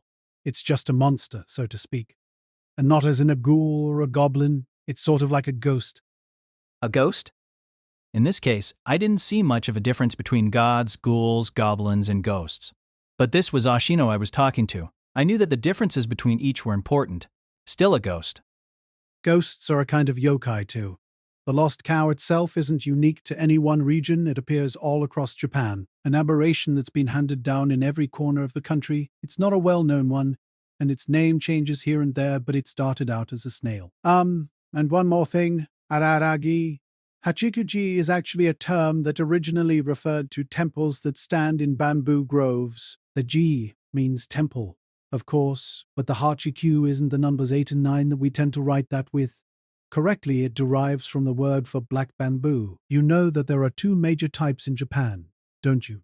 Black bamboo and tortoiseshell bamboo. Anyway, this got changed to the characters for 8 and 9 as, well, just a play on words. Do you know about the 88 temple pilgrimage in Shikoku, or the 33 temple pilgrimage in the western region? Oh, well, sure, even I've heard of that. You hear about those all the time. Okay, so that's the kind of thing that even you've heard of, Sir. I guess it would be. Well, there are a lot of similar pilgrimages, just not all as famous. And one of them is a Hachikuji pilgrimage, with a list of 89 temples. It also has to do with bamboo groves, like I said, but in terms of things getting tacked on, they wanted a pilgrimage with one more temple than Shikoku's 88. Huh. So it had something to do with Shikoku, the smallest of Japan's 4 major islands? But Hanekawa had said something about the western Kansai region of the main island. Yep, because these 89 temples are mostly in Kansai in that sense. You could say it's closer to the 33 temple pilgrimage than the 88. But in here we get to the crux of the story, to where the tragedy begins. You can also easily read the characters for 8 and 9 together, not as Hoshiku but as Yaku, misfortune. Slap that title on your temple, and you've added a negative prefix. It wasn't a good idea. Daughters, now that you mention it, I wasn't able to read that part of her name at first, and thought it might be Yaku, but it's not as if they meant it that way, right? No, but without meaning to, they gave it that sense. Words are scary things. Without any intention involved at all, things can turn out a certain way. Language is alive, though people say that too casually these days. In any case, the interpretation spread, and it wasn't long until the 89 temples stopped being grouped together. Most of them shut down during the anti-Buddhist movement in the 1800s anyway, and only about a quarter still exist today in addition. Nearly all of them hide the fact they were ever a part of those 89 temples to begin with. His explanations were so offhanded, which made them easy to follow, but I also got the feeling that repeating them to anyone ran the risk of getting mud on my face. This was the kind of knowledge that didn't turn up a single hit when you searched it online, and I had trouble deciding how much of it I should swallow in the first place. It called for a grain of salt. And so, if you look at the name Mayoi Hachikuji against that background, that history, it seems, well, a little too meaningful for comfort. The names are connected, you see? You find that sort of thing in classical literature, like in The Great Mirror, which must have come up in class. Still, not sure about her given name. Mayoi, lost. It seems too obvious. If anything here is facile or simplistic, that be it. Whoever came up with it doesn't seem to have a knack for names. It'd have been good if you sensed this from the beginning, Araragi. Good. What? Hachikuji was sitting on the bench, waiting patiently for me to finish the call. It didn't look like she was listening in on me, but she had to be. The conversation was about her. How could she not? It wasn't until recently that her last name became Hachikuji. It was Tsunade before that. Tsunade. Really now. Throw that kink into the mix and the thread starts to get tangled, frayed, you could say. That's a little too much even for fate. Like there's a man behind the curtains pulling the strings so that all the dominoes can fall. Hachikuji and Tsunade. I see, and then Mayoi. So that was the important one here. Mayoi, true twilight. How ridiculous, Ashino muttered. He said it as though to himself, but it was intended for me. You know what, Araragi? Doesn't matter. This is a really interesting town, I have to say. A motley crucible. I get the feeling I won't be able to leave for a while. Well, I'll tell Mrs. Sundara the details, so you get them from her. Oh, okay. That is, if you're lucky enough for her to come out and tell you. And then the call ended. Oshino had a rule about never saying goodbyes. Kama.so, Hachikuji. Looks like there's a way. I didn't sound like there is going by your conversation. So she'd been listening. Well, she couldn't have figured out the important parts if she'd only heard my side of it. At any rate, Mr. Araragi, What is it? you do realize that I'm hungry, right? Okay, so what? Don't say that. I thought like you're gently trying to let me know I've forgotten to fulfill an important obligation. But now that she mentioned it, I'd forgotten thanks to this snail business that I hadn't seen to Hachikuji's lunch. Senjougahara, too. In her case, though, she may have gone off to eat somewhere on her own before heading to Oshino's place. It hadn't occurred to me, because my body no longer required me to eat much. Okay, then let's go somewhere to eat once Senjougahara gets back. Actually, there's only homes around here, but you can go to places as long as they're not your mom's house, right? Yes, I can. Okay, we'll ask Senjougahara. She should know the closest restaurant. So, is there any kind of food you like? I like anything as long as it's food. Hun, Your hand was delicious too, Mr. Araragi. my hand isn't food. Oh, you don't need to be so modest. It really was delicious. She'd probably ingested more than a little of my flesh and blood. So it was no joke. The cannibal girl. By the way, Hachikuji, it's true that you've gone to your mom's home before? It is. I don't tell lies. I see. But she got lost on her way, and not because it had been so long. She'd come across the snail, so even if she'd been before, but wait, why did Hachikuji come across that snail in the first place? A reason. There was a reason I was attacked by a vampire. There was one for Hanakawa and Senjougahara, too. So there had to be a reason for Hachikuji as well. Hey, I know this is a simple-minded way to look at it, but it's not like your goal is to get to where you're going, it's just to meet your mom. Right?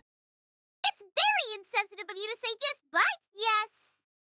In that case, can't she come and meet you? Even if you can't go to Miss Tsunade's home, it's not as if your mom is locked inside.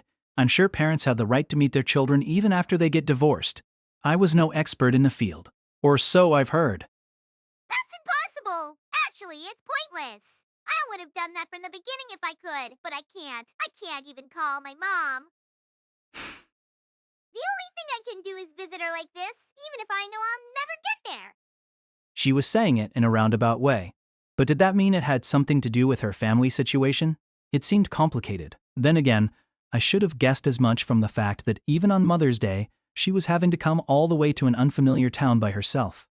But there had to be a more logical method. For example, Senjougahara could go ahead of us and get to Miss Tsunade's home first. No, a direct strategy like that wouldn't work on an aberration. It wouldn't let us get to where Hachikuji was trying to go, just as it caused Senjougahara's phone to go out of service when she tried to use its GPS. I was able to talk to Ashino on my phone, because he and I speaking was fine. Aberrations are the world itself. Unlike living things, they're connected to the world. Science alone can't shine light on aberrations. Just as people will never stop being attacked by vampires, there may be no darkness in the world that cannot be illuminated, but darkness itself will never disappear. That meant our only option was to wait for Senjougahara to arrive. An aberration, though I'm not very clear on the details to be honest. What about you, Hachikuji? Do you know much about yokai and monsters and that kind of stuff? Oh no, not at all. Just the Nopperbo, I guess. Oh, Lefakio Hearn's faceless monster. Yes, I could really sink my teeth into that story. Good for you. I was sure she could. Then again, just about anyone in Japan has heard that one. Scary, yeah? Yes, but I don't know any others. Right? Makes sense. A yokai, it may have been, but my case the vampire no, it didn't matter. They were all similar for humans. It was a conceptual problem. The deeper part of the problem was, Hachikuji, I don't know the details here, but are you really that desperate to see your mom? I honestly don't get why you're willing to go this far. I think it's normal for a child to want to see her mother. Am I wrong? No. Of course that's true, but if there was some reason involved that wasn't normal then, I thought we might be able to figure out why Hachikuji had come across the snail. But there didn't seem to be anything definite enough to be called a reason. It was simple, impulsive, a principle akin to non-linguistic instinct in the edifice of desire. Mr. Araragi, you live in the same home as both of your parents, don't you? That's why you don't understand. You don't think about what it's like to be lacking something while you're fulfilled. People want what they lack. If you had to live apart from your parents, I'm sure that you'd want to go see them too. Is that how it is? That's how it is, I suppose. A nice problem to have. Koyomi, that's why. If you don't mind me saying so, Mr. Araragi, from where I stand, I'm jealous of the simple fact that you have both of your parents. Oh? Jealous as a blue-eyed goblin. Oh. You know you got both sides of that kind of wrong? What would Senjougahara have said in the situation? If she'd heard about Hachikuji's issues then, no, she probably wouldn't have said a thing. She probably wouldn't have even compared herself to Hachikuji like I was doing. Even if she was in a much closer position to her than I was, a crab and a snail, organisms that lived by the water's edge, was it? Judging by your words, Mr. Araragi, I get the impression that you aren't very fond of your parents. Is that really the case? Oh no, it's not like that. It's just... Before I continued, the thought crossed my mind that maybe it wasn't something I should be telling a child. Then again, I'd already pried into Hachikuji's circumstances, so even if she was a child, it didn't seem right for me to just trail off. You know, I used to be a really good kid. It isn't good to lie. I'm not lying. I see. Then let's say that it isn't. A little lie never hurt anyone. So you're from the village of liars. I'm from the village of truth tellers. Is that so? Anyway, while I never spoke in the annoyingly polite way you do, I was a pretty good student and a pretty good athlete, and never got in too much trouble. Also, I never rebelled against my parents for no good reason like the other boys around me. I felt grateful that they were raising me. How praiseworthy. I have 2 little sisters too, and they're basically the same. Things were great at home, but then I overdid it when I was trying to get into high school. Overdid it? I was impressed by how easily she made our conversation flow. Was this what they called being a good listener? I went and applied to a school for way better students than me, and I managed to get in. But that's a wonderful thing. Congratulations. No, it wasn't. If I applied for a school that wasn't for me and didn't get in, and that was all, it would have been fine. But as a result, I wasn't able to keep up. You wouldn't believe how bad it gets when you're a washout at a school for smart kids. Not only that, everyone else around me is super serious. People like Senjougahara and I are the exception, not the rule. As for Tsubasa Hanakawa, that embodiment of seriousness, she was an exception just for bothering to deal with a student like me. She had what it took to compensate for it, quite simply. And when that happened, I went from being a good kid to the other way around, and just as hard. It's not like there was anything specific that happened to me, though. My father and my mother are the same as ever, and I'm acting the same at home, or at least I feel like I am. But there's just this awkward feeling I can't describe. It comes out no matter what I do, and it lingers. So we all end up worrying too much about each other. And my little sisters, my 2 sisters, Koyomi, that's why I never grow up, I've been told. I'm going to stay a child and never become an adult, I've been told. So you're a child? Then you're the same as me. I don't think so. What they mean is just your frame growing bigger without getting filled out properly. What a rude thing to say to a lady, Mr. Araragi. I'll have you know that I'm one of the better developed students in my class. True, Your chest was pretty impressive. What? You touched it? When? Hachikuji's eyes turned to saucers on her astonished face. When we were scuffling. I'm not upset, you silly Willy. That's even more of a shock than the fact you punched me. Hachikuji held her head. She really did seem shocked. Wait, it's not like I did it on purpose, and it was only for a split second anyway. Huh? I'm not upset, you silly Willy. Yeah, I only touched it about 3 times. Not only is that more than a split second, any time past the first has to have been in time past the first has to have been intentional. You're accusing me of something I didn't do. It was an unfortunate accident. I've had my first touch stolen from me. Your first touch? That's what kids these days talked about?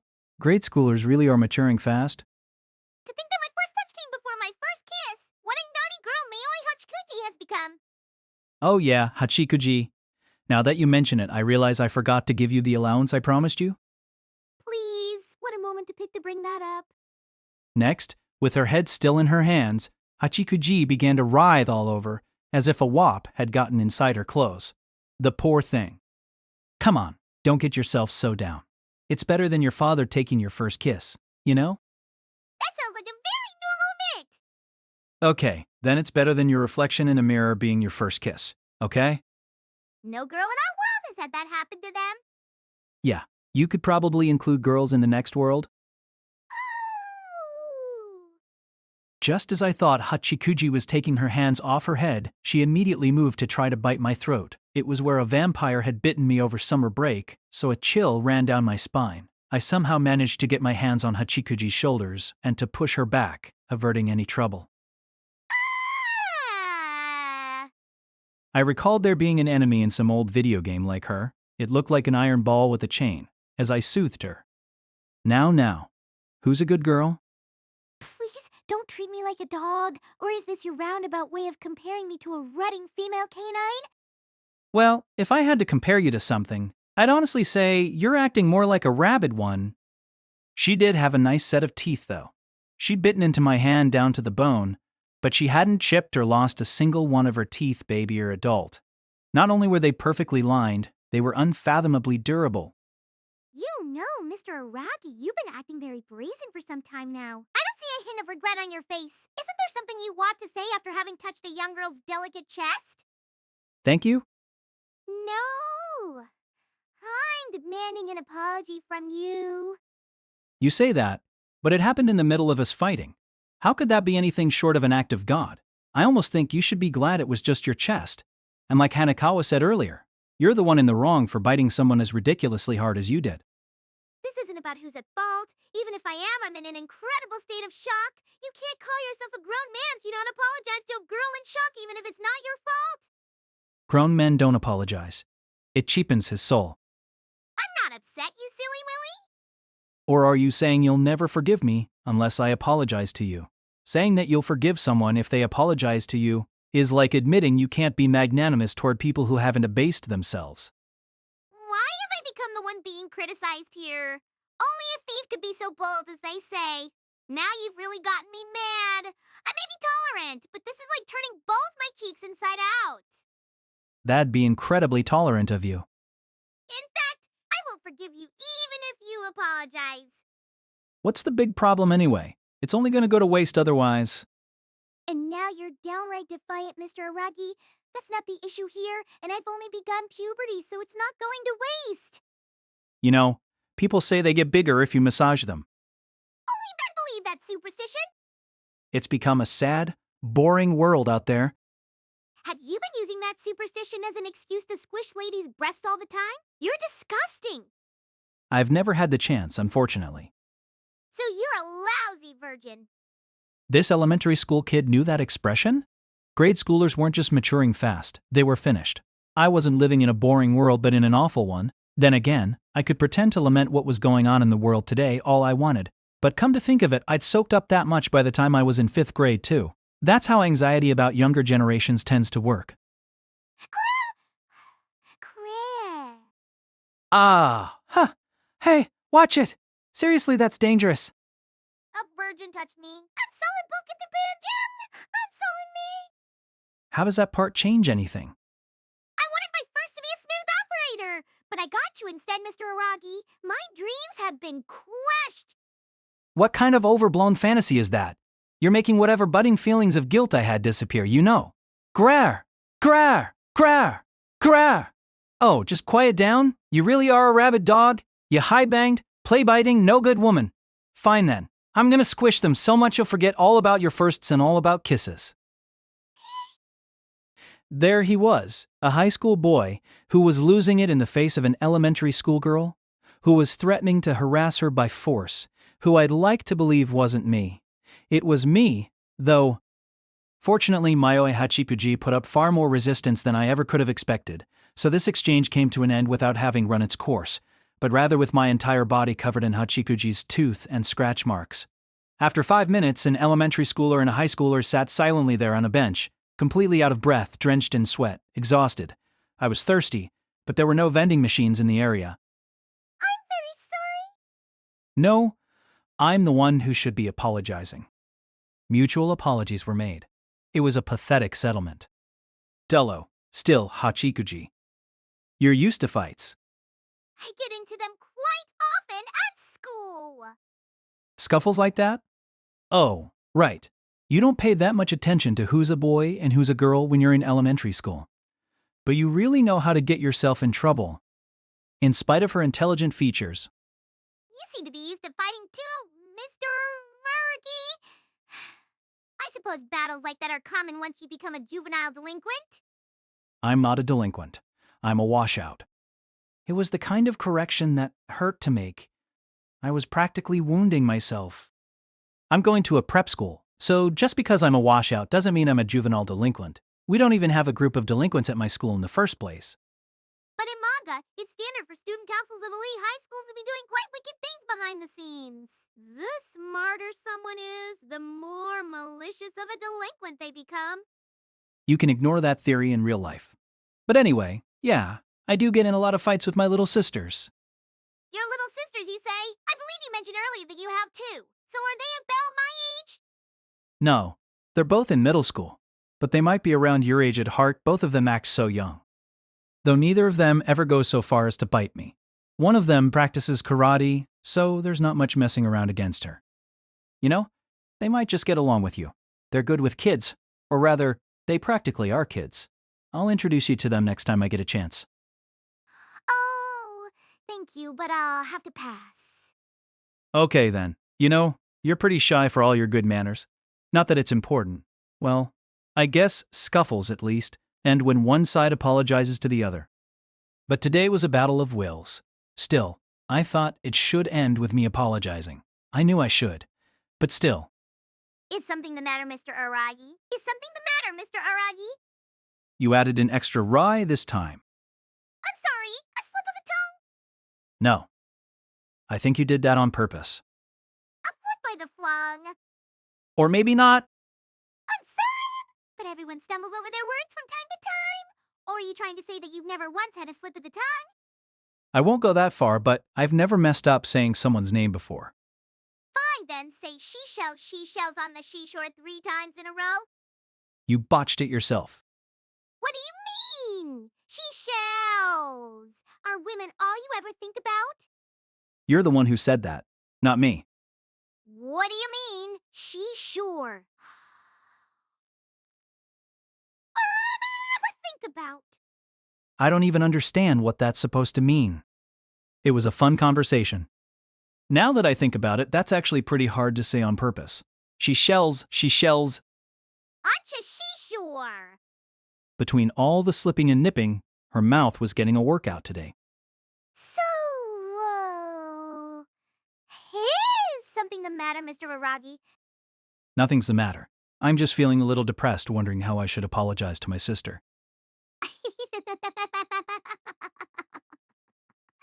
Are you going to apologize to her because you squished her chest? I'd never squish my little sister's chest. So you'd squish an elementary school girl's chest, but not your little sister's, I see. So that's where you draw the line. Not to be underestimated, eh? That's some sarcasm. What a great illustration of the fact that any situation can be twisted into casting a perfectly innocent man as the villain. She was right. She'd only explained what had happened. In fact, I was the one who needed to wrestle and twist the context in a quasi-heroic manner to excuse my actions. Fine. Then I'll put it another way. You'd squish an elementary school girl's chest, Mr. Araragi, but not a middle school girl's chest. Whoever this Mr. Araragi you're talking about is, he sounds like one hell of a pedophile. Not someone I'd want to count as a friend. You seem to be trying to deny that you're a pedophile. You bet. I understand that true pedophiles refuse to label themselves as such under any circumstances. They consider innocent young girls to be grown-up women and proper peers. Thanks for the unwanted factoid. Learning useless trivia is nothing more than a waste of brain space. But more importantly, that wasn't something I wanted to be learning from a grade schooler. Either way, I do think it's dismissible as an act of God in a fight, even if it's your little sister. Damn it, don't drag out this topic. Your little sister's chest counts even less as a woman's chest than a grade schooler's. You need to understand that. The way of chests, it's very enlightening. Don't follow it or anything, I'm begging you. Be that as it may, I got in a little argument when I was leaving home today. Not a scuffle, an argument. And not to rehash what you said earlier, but I feel like I need to apologize even if it's not my fault. If it'll smooth things out, I do know that. It's what I'm supposed to do. Yes, it is. My father and my mother were always fighting, not scuffles, mind you, but arguments. And then they got divorced.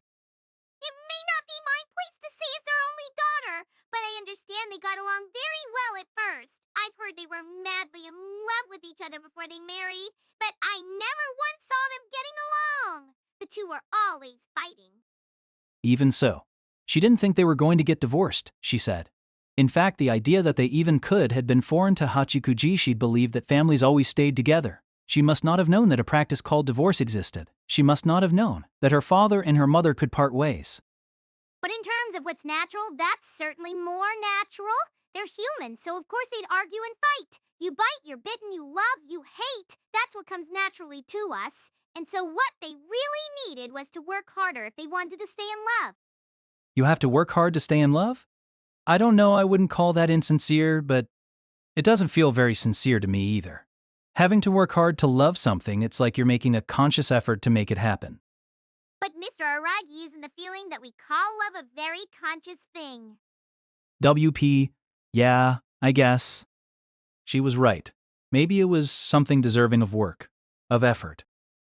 It's painful to grow bored of something you love, to hate something you love, isn't it? It's dreary, isn't it? If you love someone 10 times over, it's as if you're hating them 20 times over just to hate them as much as you used to love them. That's so overwhelming. Hachikuji, you do love your mom, don't you? Yes, I do. And of course I love my father, too. And I understand how he felt, and I understand that he never wanted things to turn out the way they did. It was difficult for him for a lot of reasons. He was already the bread maker of the family. So your dad baked, too? What a guy. No wonder he had so much on his plate. My father and my mother fought and they split up as a result, but I still love both of them. Okay. But that's exactly why I feel so uneasy. My father seems to really hate my mother now and doesn't seem to have any interest in letting me meet with her. He won't let me call her and he said I should never see her again. I wonder if I won't forget her someday, if I won't stop loving her someday if we're kept apart like this, and it makes me so uneasy. That's why. That's why she came here, all alone. She didn't have a reason. She just wanted to see her mother. A snail. Huh. Man, why couldn't she be granted her modest wish? She wasn't asking for much. Adoration or whatever it was. Lost cow or whatever it was. Why was it getting in Hachikuji's way?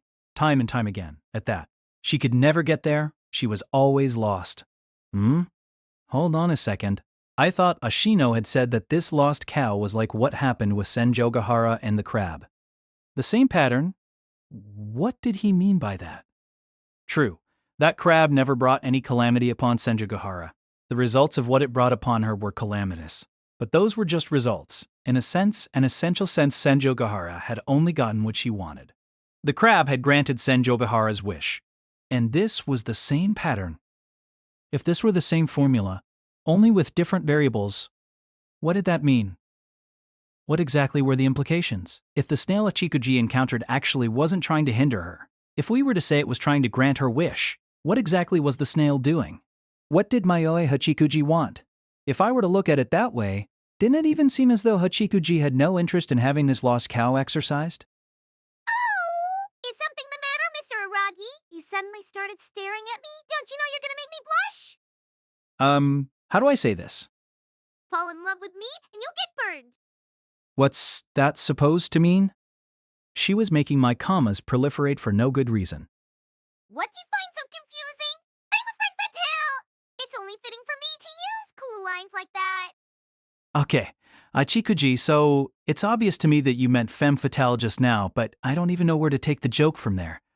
Also, isn't it weird for you to be calling a line about getting burned a cool one? You're right. Okay then, fall in love with me and you'll get a low temperature burn. That's just lame. And it's still not what you'd call cool.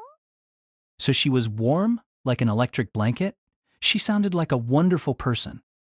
Oh, I know what we should do. We just have to shift our ground. We can keep the line and find a different description for me. While I do wish I could hold on to the cool label, I have no choice but to give it up. Like they say, you can't make an omelet without breaking a few eggs. Makes sense. Actually, that might be a pretty standard move. Shifting your ground to make your killer line work. Like calling a series already popular on the cover when it's just the second installment. Well, let's try it out. We'll never know otherwise. Okay, so instead of saying you're cool, We'll call me hot. hot pot mayoi. I still sound like a wonderful person. You're trying to change the subject, Mr. Araragi. So she caught on to it. We were talking about how you were staring at me, Mr. Karagri. What's the matter? Could you fall in love with me? She hadn't caught on to it at all. While I don't really appreciate being leered at, I will admit that I have very attractive upper arms. That would be unique proclivity.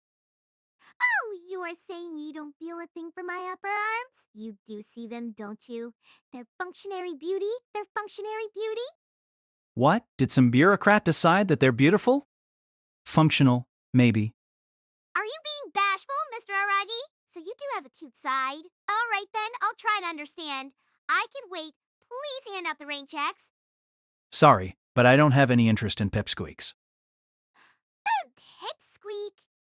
Hachikuji looked at me with such shock I thought her eyes might pop out of their sockets. Next, her head started to sway back and forth, like she was having a dizzy spell. What a terrible insult. That word is so awful I wouldn't be surprised if it were banned from the airways someday. I guess it was pretty mean. You wounded me gravely. I'm developing quite well, I really am. For goodness sake, Mr. Be so like. Hey, don't act like it's okay to bring that one up again. That's just as terrible of a thing to call someone, if not worse. Fine then. I'll call you Mr. Man-alike instead. Now it's like I'm not actually human.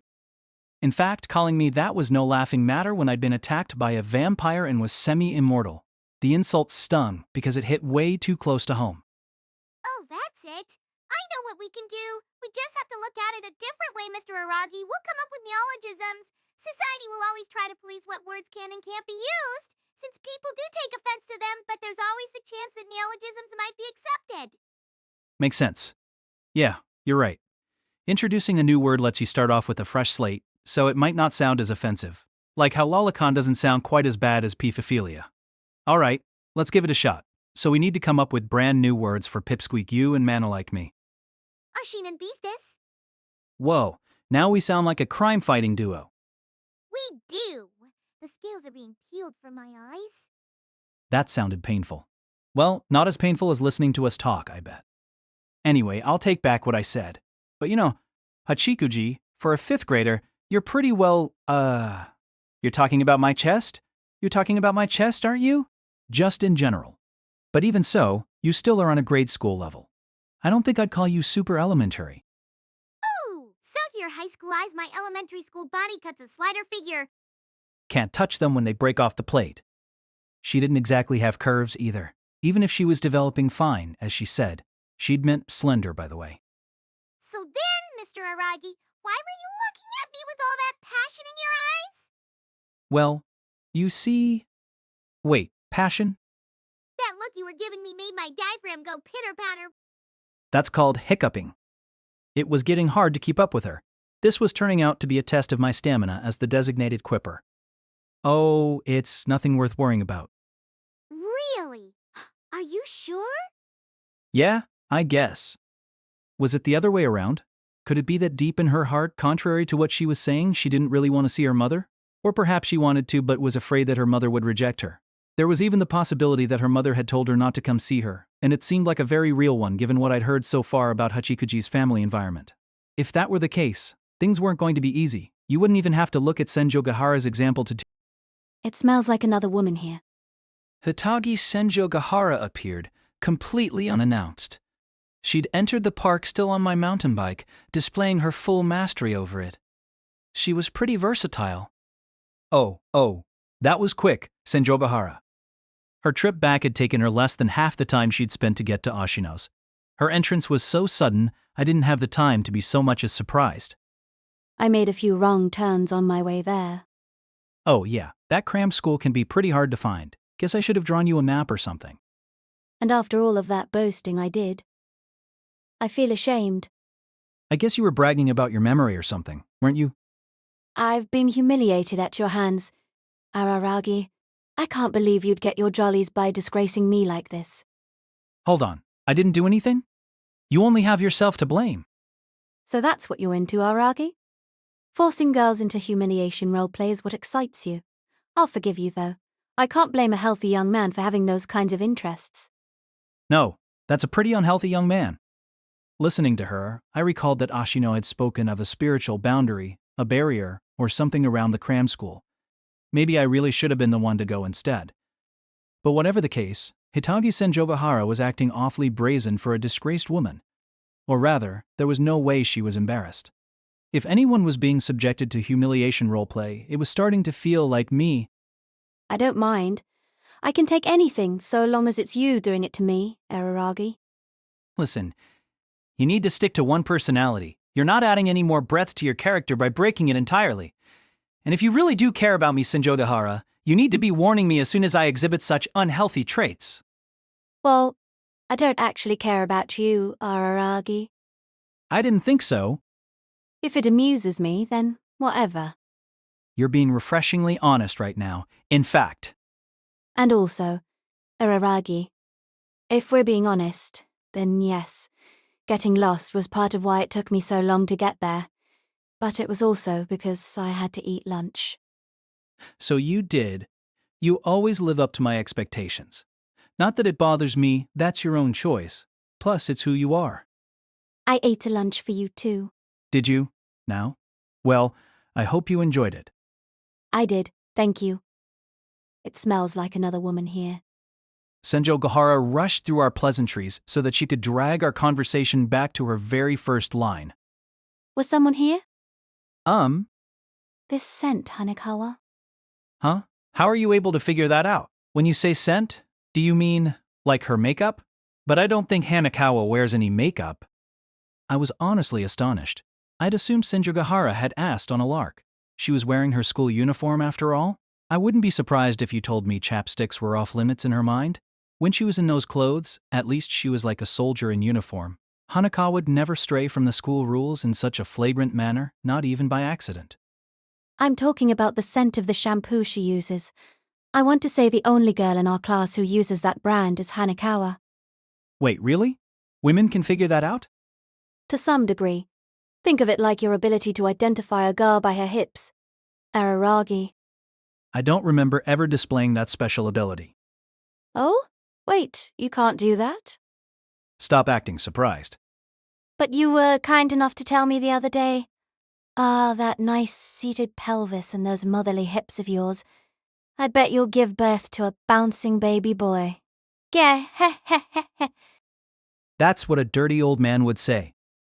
Also, it would take a lot more than that to make me go, heh heh. And while I'm at it, I thought I wouldn't describe your hips as motherly. So, Hanekawa, she was here. Did she realize how much she was scaring me? I almost wanted to run away. I guess she was here. She already left, though.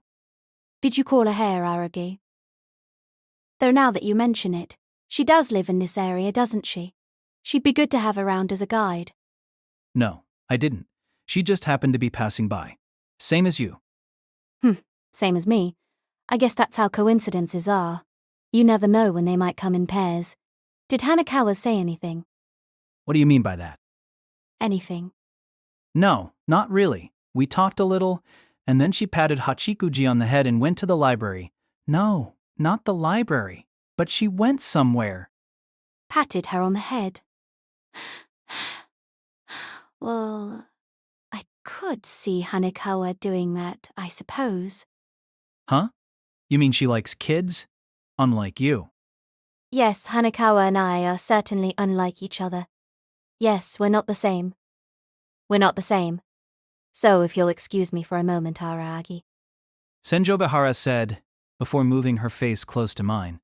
I wondered what she was trying to do at first, until I realized she seemed to be checking what I smelled like. No, it probably wasn't me she was trying to smell. It was probably... So it looks like there was no love scene between you two. Excuse me? Were you checking if Hanekawa and I were in each other's arms? So you can even detect exactly how strong her scent is? You're incredible, you know that? That wasn't all. Now I know what you smell like too.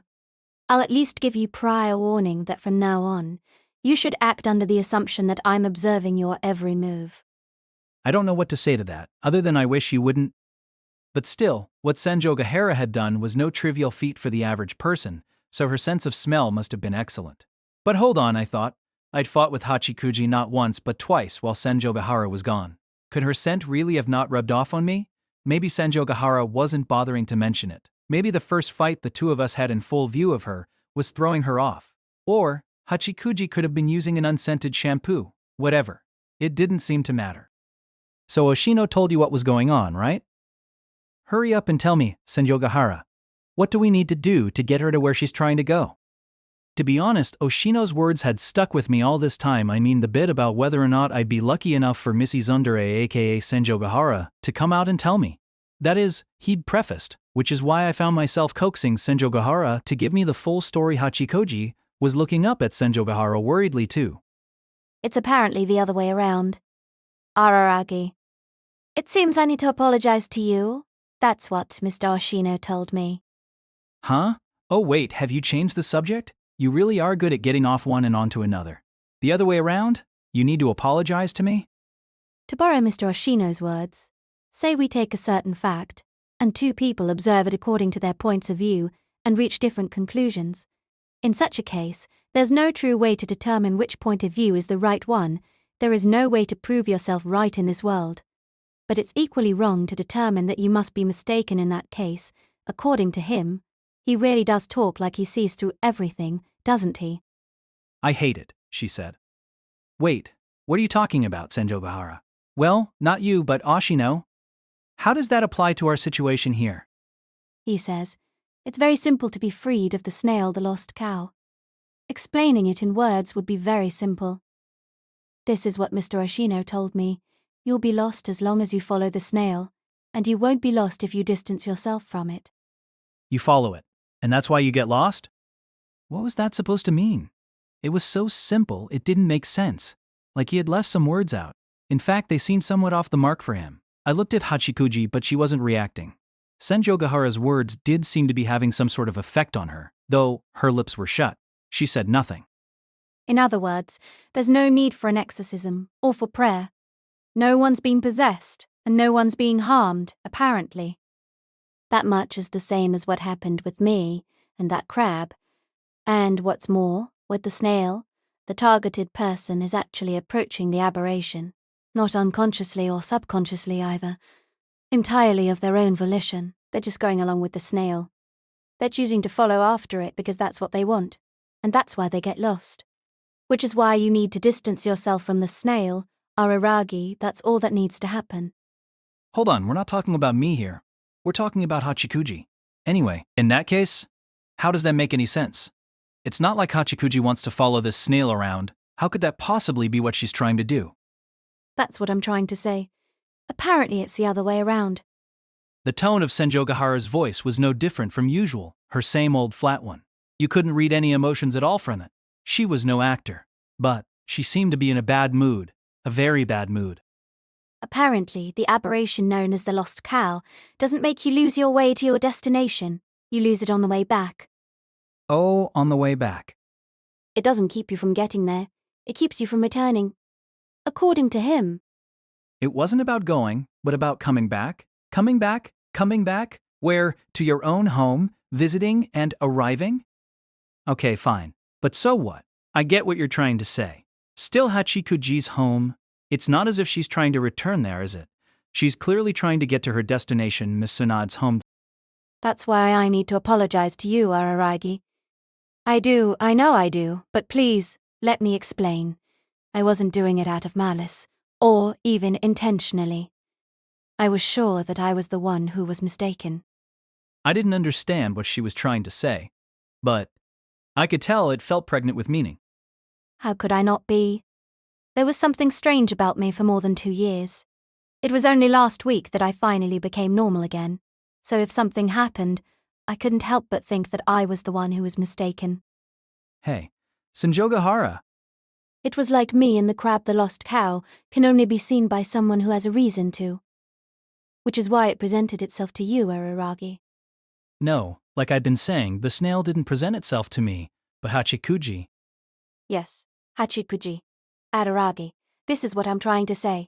You felt awkward because it was Mother's Day, you fought with your little sisters, and you don't want to go home.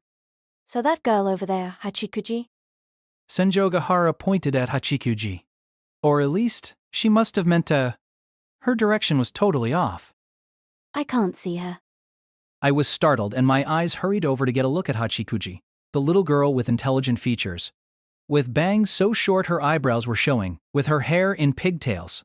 Seeing her, carrying that large backpack, she somehow resembled a snail. Once upon a time, long, long ago would take you too far into the past. This was about 10 years back. There was once a matried couple whose relationship reached an end, a husband and a wife. Together they were a pair that was the envy of all around them, a pair that everyone was sure would be happy, but in the end, their matrimonial relation was a short-lived thing lasting less than 10 years. I don't think it's a question of right or wrong. That was normal too. It was even normal for that couple to have had an only daughter, and after a dismal little back and forth, it was decided that the girl's father would be the one to look after her. The marriage was a quagmire by its last days. It didn't end so much as it collapsed, to the point that you were afraid it might have turned bloody had the couple lived under the same roof for even one more year, and the father made the mother vow never to see their only daughter again. The agreement had nothing to do with the law. She was half forced into the vow. But their only daughter wondered, was her mother really forced into it? The daughter, whose father made her vow likewise that she would never see her mother again, wondered, did her mother, who had loved her father so much, but who now hated him so much, hate her too? How could her mother make such a vow otherwise if she was half forced into it? What about the other half? But the daughter could say the same of herself. She had made a similar vow to never see her mother again. Right, just because it was her mother.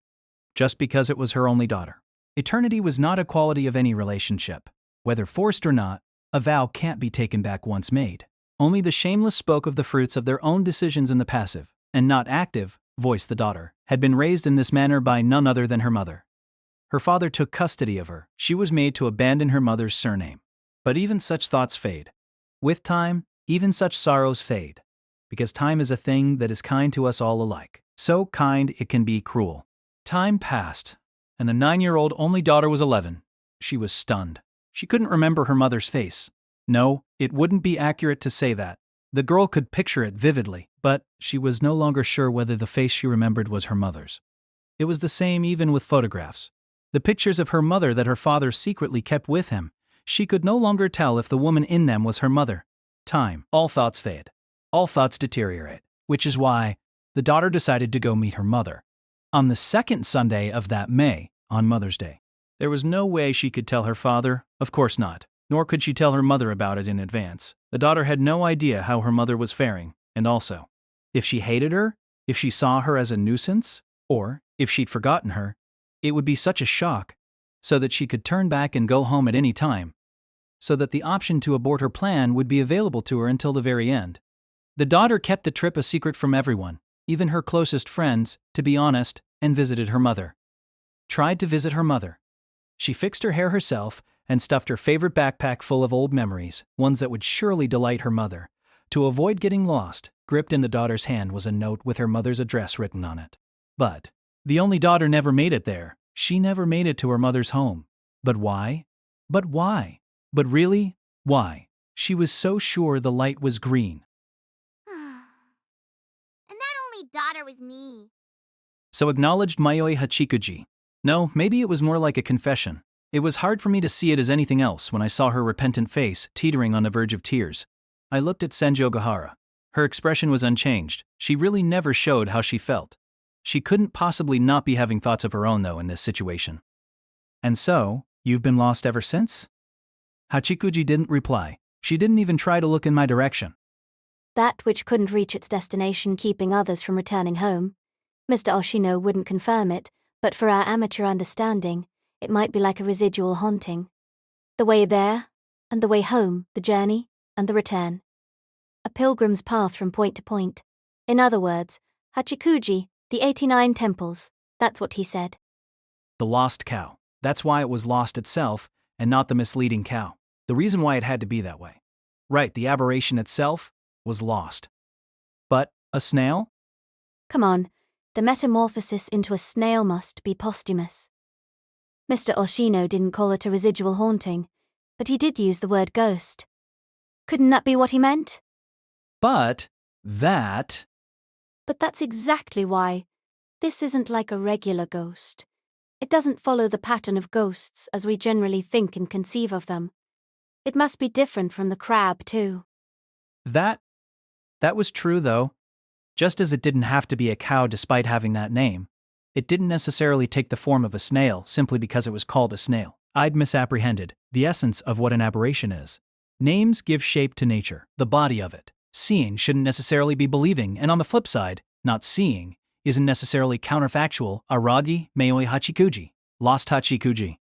Mayoi, a word originally used to describe the warp and weft fraying and tangling. That's why, in addition to meaning lost, it refers to attachments that keep dead spirits from resting in peace.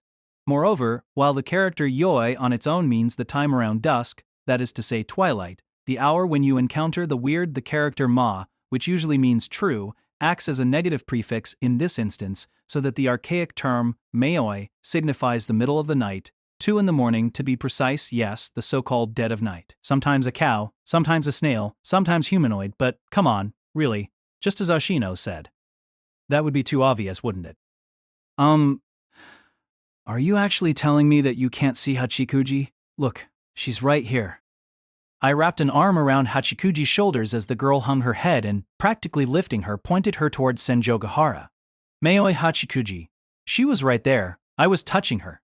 I could feel her warmth, her softness. I could even see her shadow on the ground. It hurt when she bit me, and it was fun when we chatted. I can't see her. I can't hear her, either. But you were acting like you... Wait, no. I was wrong. Senjougahara had told me from the start. Dash, I can't even see it. All I saw was you mumbling to yourself in front of that sign before miming out a crazed fight. I had no clue what you were doing. But according to you...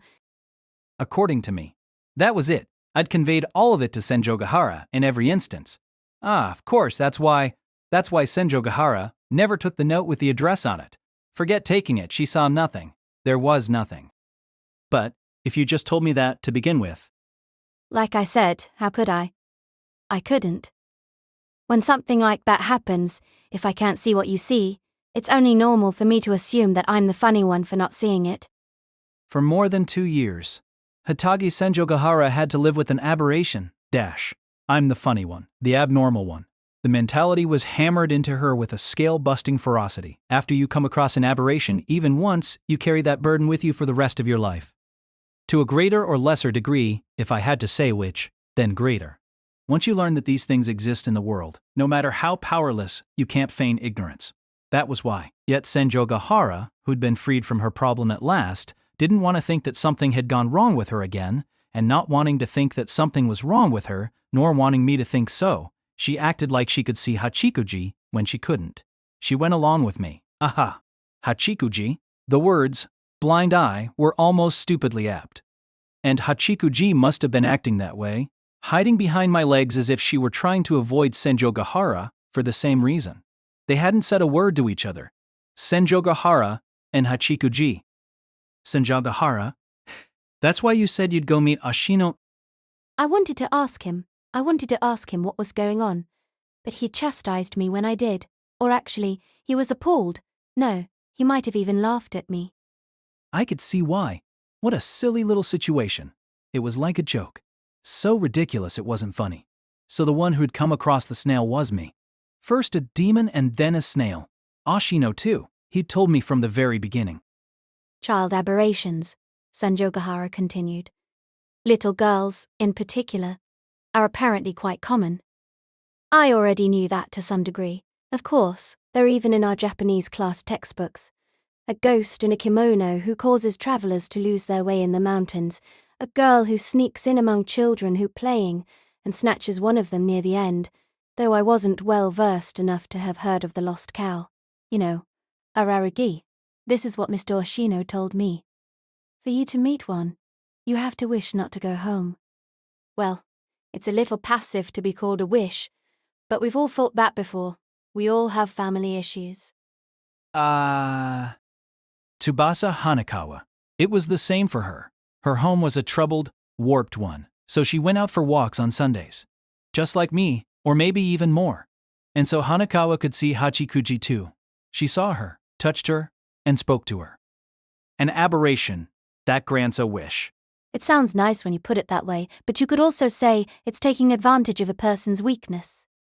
It's not like you really don't want to go back home, Araragi, so maybe we shouldn't say a passive wish, but a certain reason. But Araragi, that's exactly why it's so easy to deal with a lost cow. Remember what I said in the beginning? Don't follow it. Distance yourself.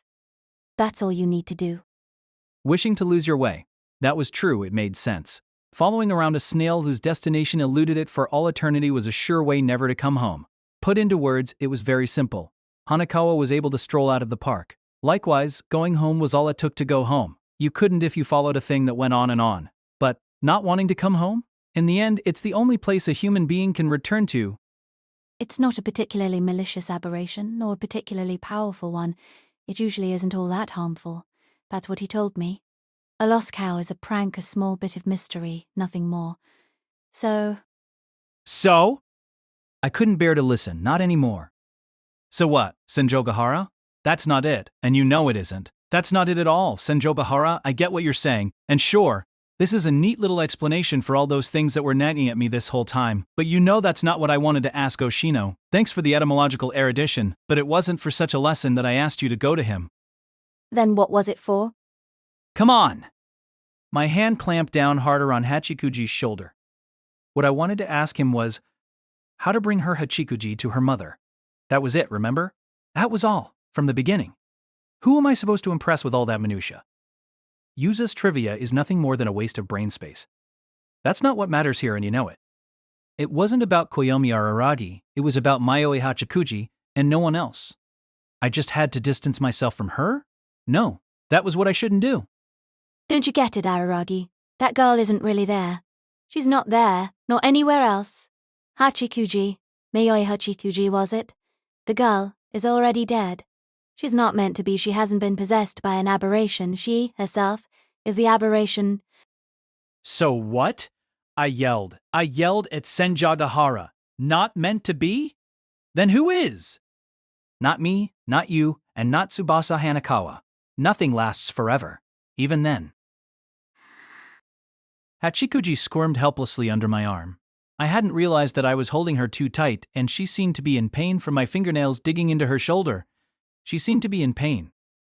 I'm not upset, you silly Willy. Mr. Araragi, the lady, Miss Senjougahara, is right. I'm... Shut up!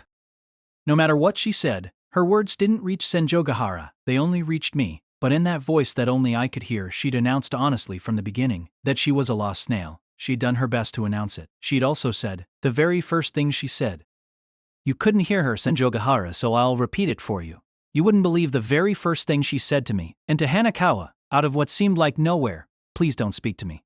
I don't like you. Do you get it, Senjougahara? Having to say that line to every single person she meets because she doesn't want anyone to follow her. Do you understand how she must feel? Someone who has to bite any hand that pats her head?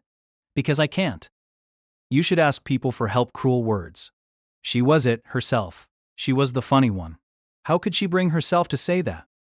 But even if we don't understand, feeling like you have to say such things even though you've lost your way, even though you're all alone, haven't both of us gone through that in a different form? We might not have felt the same, but we felt the same pain. I came into an immortal body, and yours was burdened with an aberration too.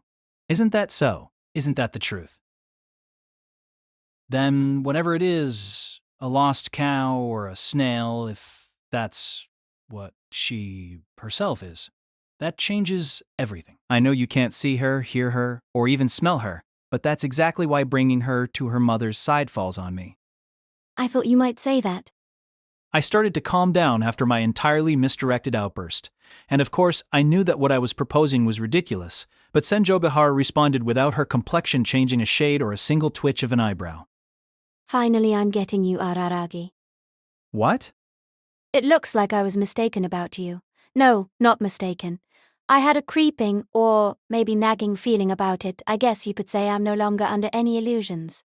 Araragi, hey Araragi. Last Monday, thanks to a slight misstep on my part, you found out about the problem I'd been living with. And that day, that very same day you reached out to me, yes. I might be able to help you out. I reached out to her, saying so. Honestly, I've been having trouble figuring out what your action signifies. Why would you ever do that? It's not like you'd get anything out of it.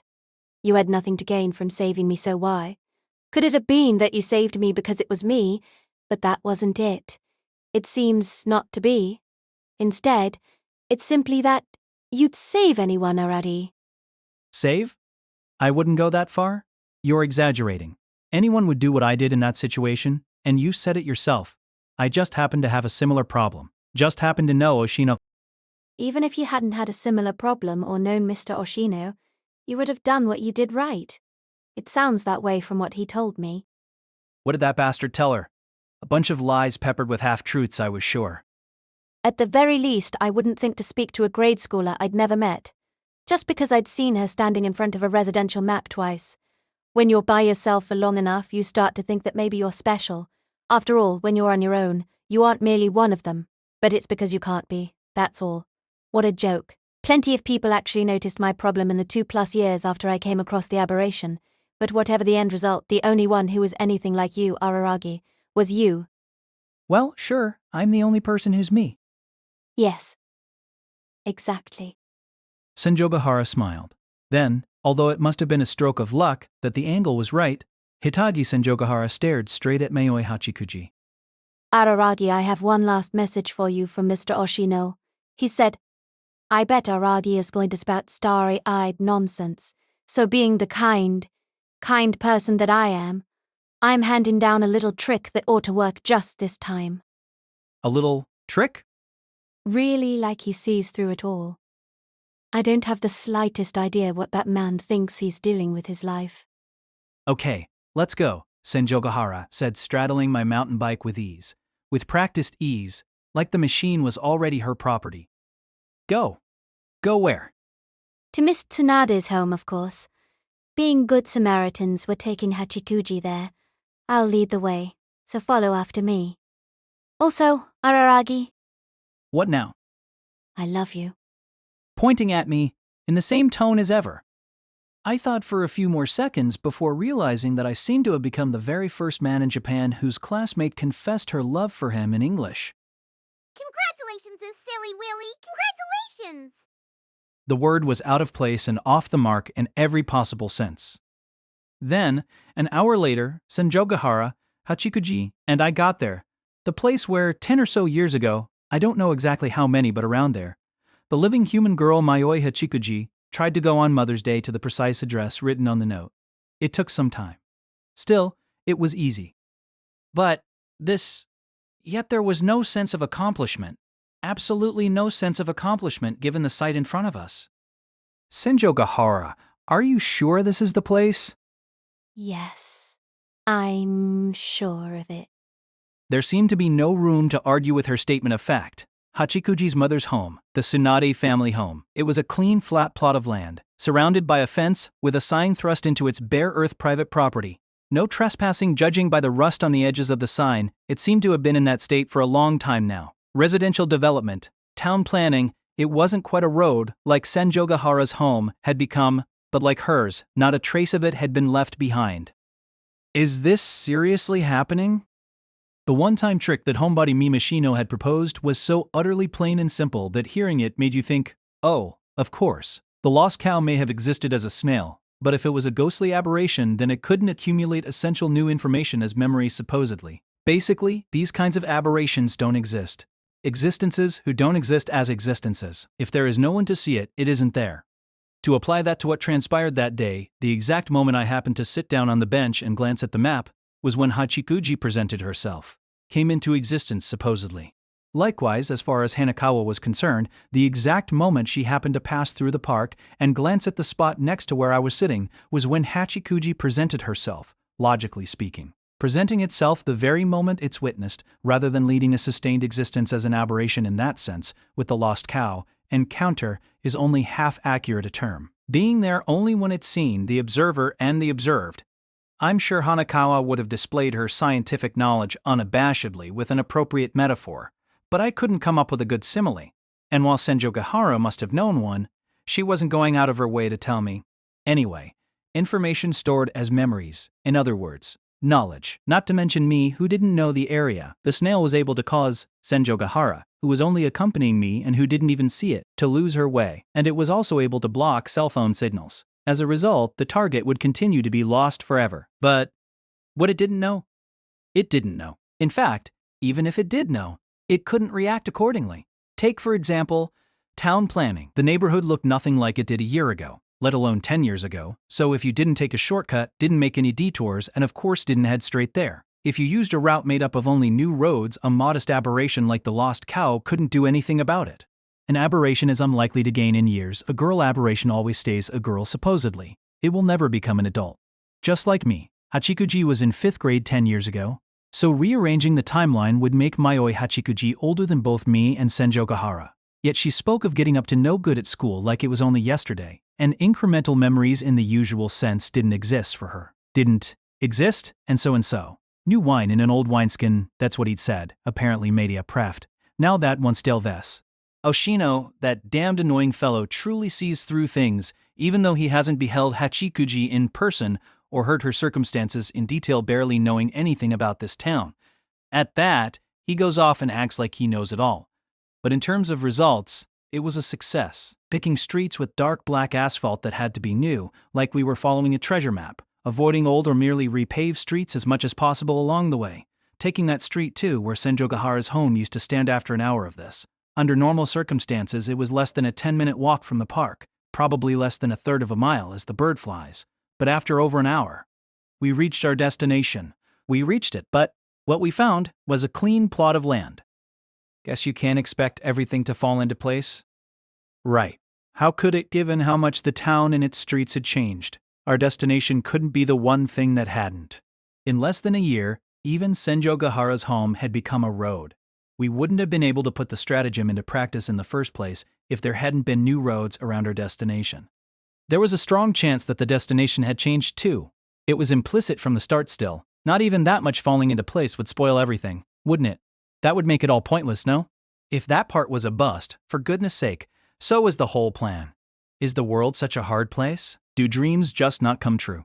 If the very place the lost cow was trying to go was gone, then she really was a lost snail, forever lost, forever drifting, spiraling around and around with no end in sight? No? What a calamity. Ashino, had that psychedelic Hawaiian shirt-wearing asshole seen through this conclusion, this ending too? Was that why, in fact, precisely why he deliberately, as frivolous, flippant, and talkative as Mimoshino was, he never said goodbye, and he never answered a question that he wasn't asked. He didn't act unless he was requested to, and even then there was no guarantee he'd agree to it.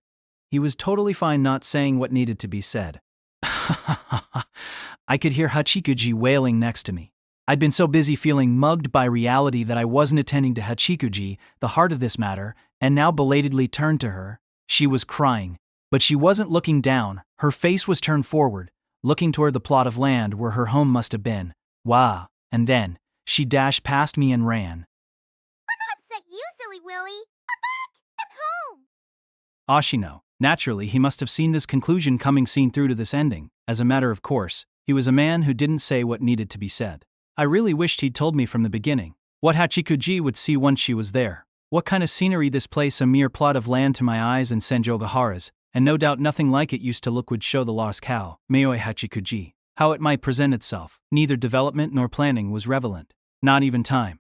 Soon the figure of the girl carrying the large backpack began to grow dim, blurry, and slight, and before I knew it, I couldn't see her. Gone from my sight. Gone! But the girl had said, "I'm back." It was the home of the family of her divorced mother, and in no way the girl's now, just a destination that she was destined for, yet the kid had said, "I'm back," like she'd come home. And to me, that sounded wonderful. Good work, Araragi. You looked halfway cool there. In a voice rather devoid of emotion. I didn't do anything, really. If anything, you were the one who did all the work this time around, not me. Even that trick wouldn't have stood muster as a method without someone like you, who knows the area. That's true, that may be true, but it's not what I'm talking about, okay? I will say that I was surprised that it was an empty plot, though. Her only daughter got into a traffic accident on the way to visit her, and the fact was so unbearable the whole family moved, I assume. Of course, I'm sure you could come up with lots of other reasons if you wanted to. Sure, if you're going to go there, we don't even know whether Hachikuji's mother is still alive. Moreover, the same went for her father. Maybe, I wondered, Hanekawa actually knew. She seemed to have some idea when I asked her about the Sanade family. If particular circumstances had made them move away and she knew what they were, she'd definitely keep mum. That was the kind of person Hanekawa was. To say the least, she wasn't actually a stickler for the rules. She was just fair. Either way, the case was closed. Then, now that it was over, it felt so sudden. And I noticed that the sun was already setting on this Sunday. It was mid-May and the days were still short, which meant I needed to be going back home. Just like Hachikuji, right. It was my turn to make dinner too. Okay, then, Senjougahara, let's go back to get my bike.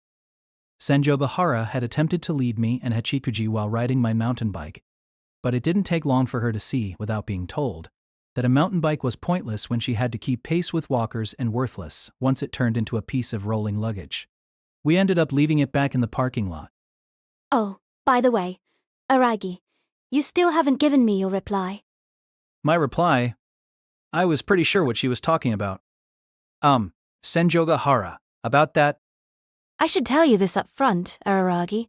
You know those romantic comedies where it's obvious the two characters are going to get together at the end, but instead, they drag out the story with a bunch of lukewarm twists and turns while they're more than friends, but not quite lovers. I hate those. Do you? If you want me to elaborate, I also hate sports manga that spend roughly a year on every match when you know they're going to win the championship anyway. And I also hate action manga, where they spend forever fighting underlings, when it's clear they're going to beat the last boss and bring peace to the world. You've just crossed out every single manga written for anyone under 16. What are you going to do then? She was pressing me for an answer without giving me any time to think. Giving an evasive reply was not an option at all. If a girl brought all of her friends to confess her love to a boy, he wouldn't feel nearly as suffocated. No, Senjougahara, I think you've gotten something mixed up. Or it's a little hasty. Yes, I did contribute in no small way to solving your problem last Monday, but, if you don't separate your indebtedness, for lack of a better word, from those other feelings, then... Could you be thinking of the idiotic law that people fall prey to love more readily in a crisis, which makes complete light of human reason and utterly fails to take into account the thorny situation two friends are put in when their true natures are thereby revealed? Idiotic, well, yes, I guess. I do think you'd be stupid to confess your love on a shaky suspension bridge, but, see, you were talking about wanting to pay me back. I felt the same way then, too. Please don't feel more indebted to me than or actually, whatever the situation or background, I don't want to be calling in a debt and taking advantage of someone. That was just an excuse on my part. I only acted that way because I wanted to hand you the initiative and allow you to be the one to confess to me. You let a valuable opportunity get away from you, you foolish man. You've wasted the one and only time on ever propping up another human being. What a way to put it. So, that's what she was going for after all. It was an invitation. Don't worry, Aragi. I don't really feel that indebted to you. Is that so? What? I didn't know about that either. Because, Aragi, you'd save anyone. Though I wasn't completely certain of that this morning. It wasn't because I'm me, but I'd prefer it that way. Even if it wasn't me whom you were saving, if I'd watched you saving Hanekawa, for example, I think I'd still find you special. I wasn't special, but becoming special for someone like you would be thrilling. Well, I think I'm exaggerating a bit, but I guess I could admit that I just have fun talking with you, Aragi. but it's not as if we've talked that much. That was an understatement. It was easy to overlook the fact because of just how much concentrated time we'd spent together last Monday, Tuesday, and today. But the only time she and I had ever spoken to each other this much were that Monday, that Tuesday, and today. 3 days, no more. We might have been in the same class for 3 years, but we were practically strangers. Right, which is why I want us to talk more, to spend more time together, to get to know, to get to love. I don't think it's anything as cheap as love at first sight, but I'm not so patient a person as to want to spend time lining everything up. How do I put it? Yes, maybe it's that I want to make the effort and get to love you. I see. When she put it that way, it sounded right. There was nothing I could say in reply. You had to work hard to stay in love, because the feeling we call love is a very conscious thing. In that case, maybe what Senjougahara was saying was fine. Anyway, I think these things are a question of timing to begin with. I would have been fine with us staying friends, but at the end of the day, I'm greedy. I settle for nothing but extremes. Just think of it as having gotten mixed up with a foul woman. You've ended up in this situation because you're kind to everyone you meet, Araragi. Take it to heart. You reap what you sow. But don't worry, even I can tell the difference between feeling indebted and those other emotions. After all, this past week I've been able to come up with all kinds of fantasies involving you. Fantasies? What a satisfying week it was. Really, she was so direct about this stuff. What did I do in those fantasies, I wondered? And what was done to me? You know, just think of it this way. In a dismal town, you caught the eye of a love-starved psycho-virgin who falls for anyone who shows her the slightest bit of kindness. It wasn't your day. Curse the way you've led your life. Okay then. So, she was even prepared to degrade herself. And there I was, forcing her to go that far. That far. God, I was being lame. I was so small. So, Aragi, I know I've said a lot, but What is it? if you turn me down, I'm going to kill you and go on the run. That's just murder. At least make it a lover's suicide. That's just how serious I am about this. Phew. Is that a fact? I let out a contemplative sigh from somewhere deep inside me. Oh boy, what an interesting woman. In the same class for 3 years and yet only 3 days. What a waste. What an absurd, extravagant amount of time Koyomi Araragi had frittered away. When I caught her that day. What a good thing it was me. What a good thing it was that Hitagi Senjougahara had been caught by Koyomi Araragi. If you sputter feeble words like needing some time to think about it, Araragi, I'm going to look down on you. You can embarrass a woman only so much, you know. I know I already think I'm being pretty pathetic right now. But can I give you just one condition, Senjougahara? What might it be? Do you want to watch me shave my body hair for a week or something? Out of all the things that have come out of your mouth until now, that is unmistakably one of the worst. Unmistakably, both in terms of content and timing. I paused for a few seconds, then faced Senjougahara. I guess you could call it more of a promise than a condition. A promise? What might it be? Senjougahara, you've acted like you can see things that you can't see, and like you can't see things that you can see, and I don't want you doing any more of that. No more, okay? If you think something is strange, come out and say that it's strange. Stop trying to be considerate about it. We've experienced what we've experienced, we know what we know, and I'm sure the both of us are going to bear that burden for the rest of our lives, because we've learned that these things exist. So if our opinions ever clash, I want us to talk about it. Promise me? No problem. Senjougahara's expression was cool, unchanging as always, but in her seemingly rash, even thoughtless, yet absolutely instant reply, my heart found something, however small it was, to latch onto. So, you reap what you sow. Usually, the way you've led your life. Okay, let's go. It's already gotten dark out, and, I'll give you a ride home. Is that what you'd say here? There's no way 2 people can ride on that bicycle. 3 might not be able to, but 2 can. It's got one of those rods. Rods? To put your feet on. I don't know their official name, but you put it on your back wheel, and you can stand on it. You just have to hold on to the shoulders of whoever's riding. We can play rock, paper, scissors to figure out who's in front. That snail isn't here anymore, so we can just go home like normal. Not that I remember the complicated route we followed to get here. Anyway, okay, Senjougahara, let's... Wait, Araragi. Senjougahara still stood there. She stood still and grabbed my wrist. Hitagi Senjougahara, who had denied herself physical contact for so long naturally, it was the first time she'd ever touched me like that. Touching, seeing, it meant that we're here, to each other. Do you think you could say it out loud for me? Out loud? I don't like silent partnerships. Ah, got it. I gave it some thought. It seemed unrefined to reply in kind with English. Not to this woman who wanted nothing but extremes. Then again, I had only a surface knowledge of other languages, which in any case wouldn't be any more original, which left wouldn't be any more original. I hope it catches on. Excuse me? My heart smelts for you, Senjougahara. So by the by, and all in all, Hanekawa's single-minded delusion had come true to a T. She really did know everything after all. The epilogue, or maybe, the punchline of this story. The next day I was roused from bed as usual by my little sisters, Karen and Tsukihi. The fact that they were doing this seemed to indicate that my apology, essentially a statement of unconditional surrender, had worked, safely dissipating their anger. That, or maybe it was my promise that while I couldn't do anything for Mother's Day this year, I would under no circumstances leave the confines of our home next year. Either way, it was Monday. Nothing eventful about it. As supreme a weekday as you could get. I had a light breakfast and headed to school. Not on my mountain bike, but on my granny bike. When I thought that today was the day Senjougahara would return to school, my legs felt lighter as they turned the pedals. But as I was on my way down a slope not too far from home, I nearly collided with a girl waddling around the street and hastily hit the brakes. Bangs so short her eyebrows were showing, her hair in pigtails. The girl who stood there carried a large backpack. Mr. Araragi. You switched 2 letters around? I'm sorry. A slip of the tongue. What are you doing here?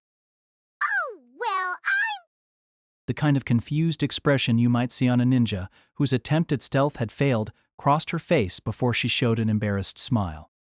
Well, actually, thanks to you, Mr. Araragi, I've gone from being a residual ghost to a wandering one. A posthumous promotion, if you will. Uh-huh. I was completely taken aback. As frivolous and flippant as Mime Shino was, he was technically an expert in his field, and I was sure that even he would feel faint at the slapdash, perfunctory and fantabulous logic of it. Still, while I had no shortage of things to tell her, I was also in the position of having to worry at every waking moment about my attendance record, which meant I had to get to school on time. I kept our conversation to a couple of exchanges, said later, and hopped back on my bike seat. That's when she told me. Mr. Araragi, I think I'm... So, yeah, I guess it's quite a wonderful story.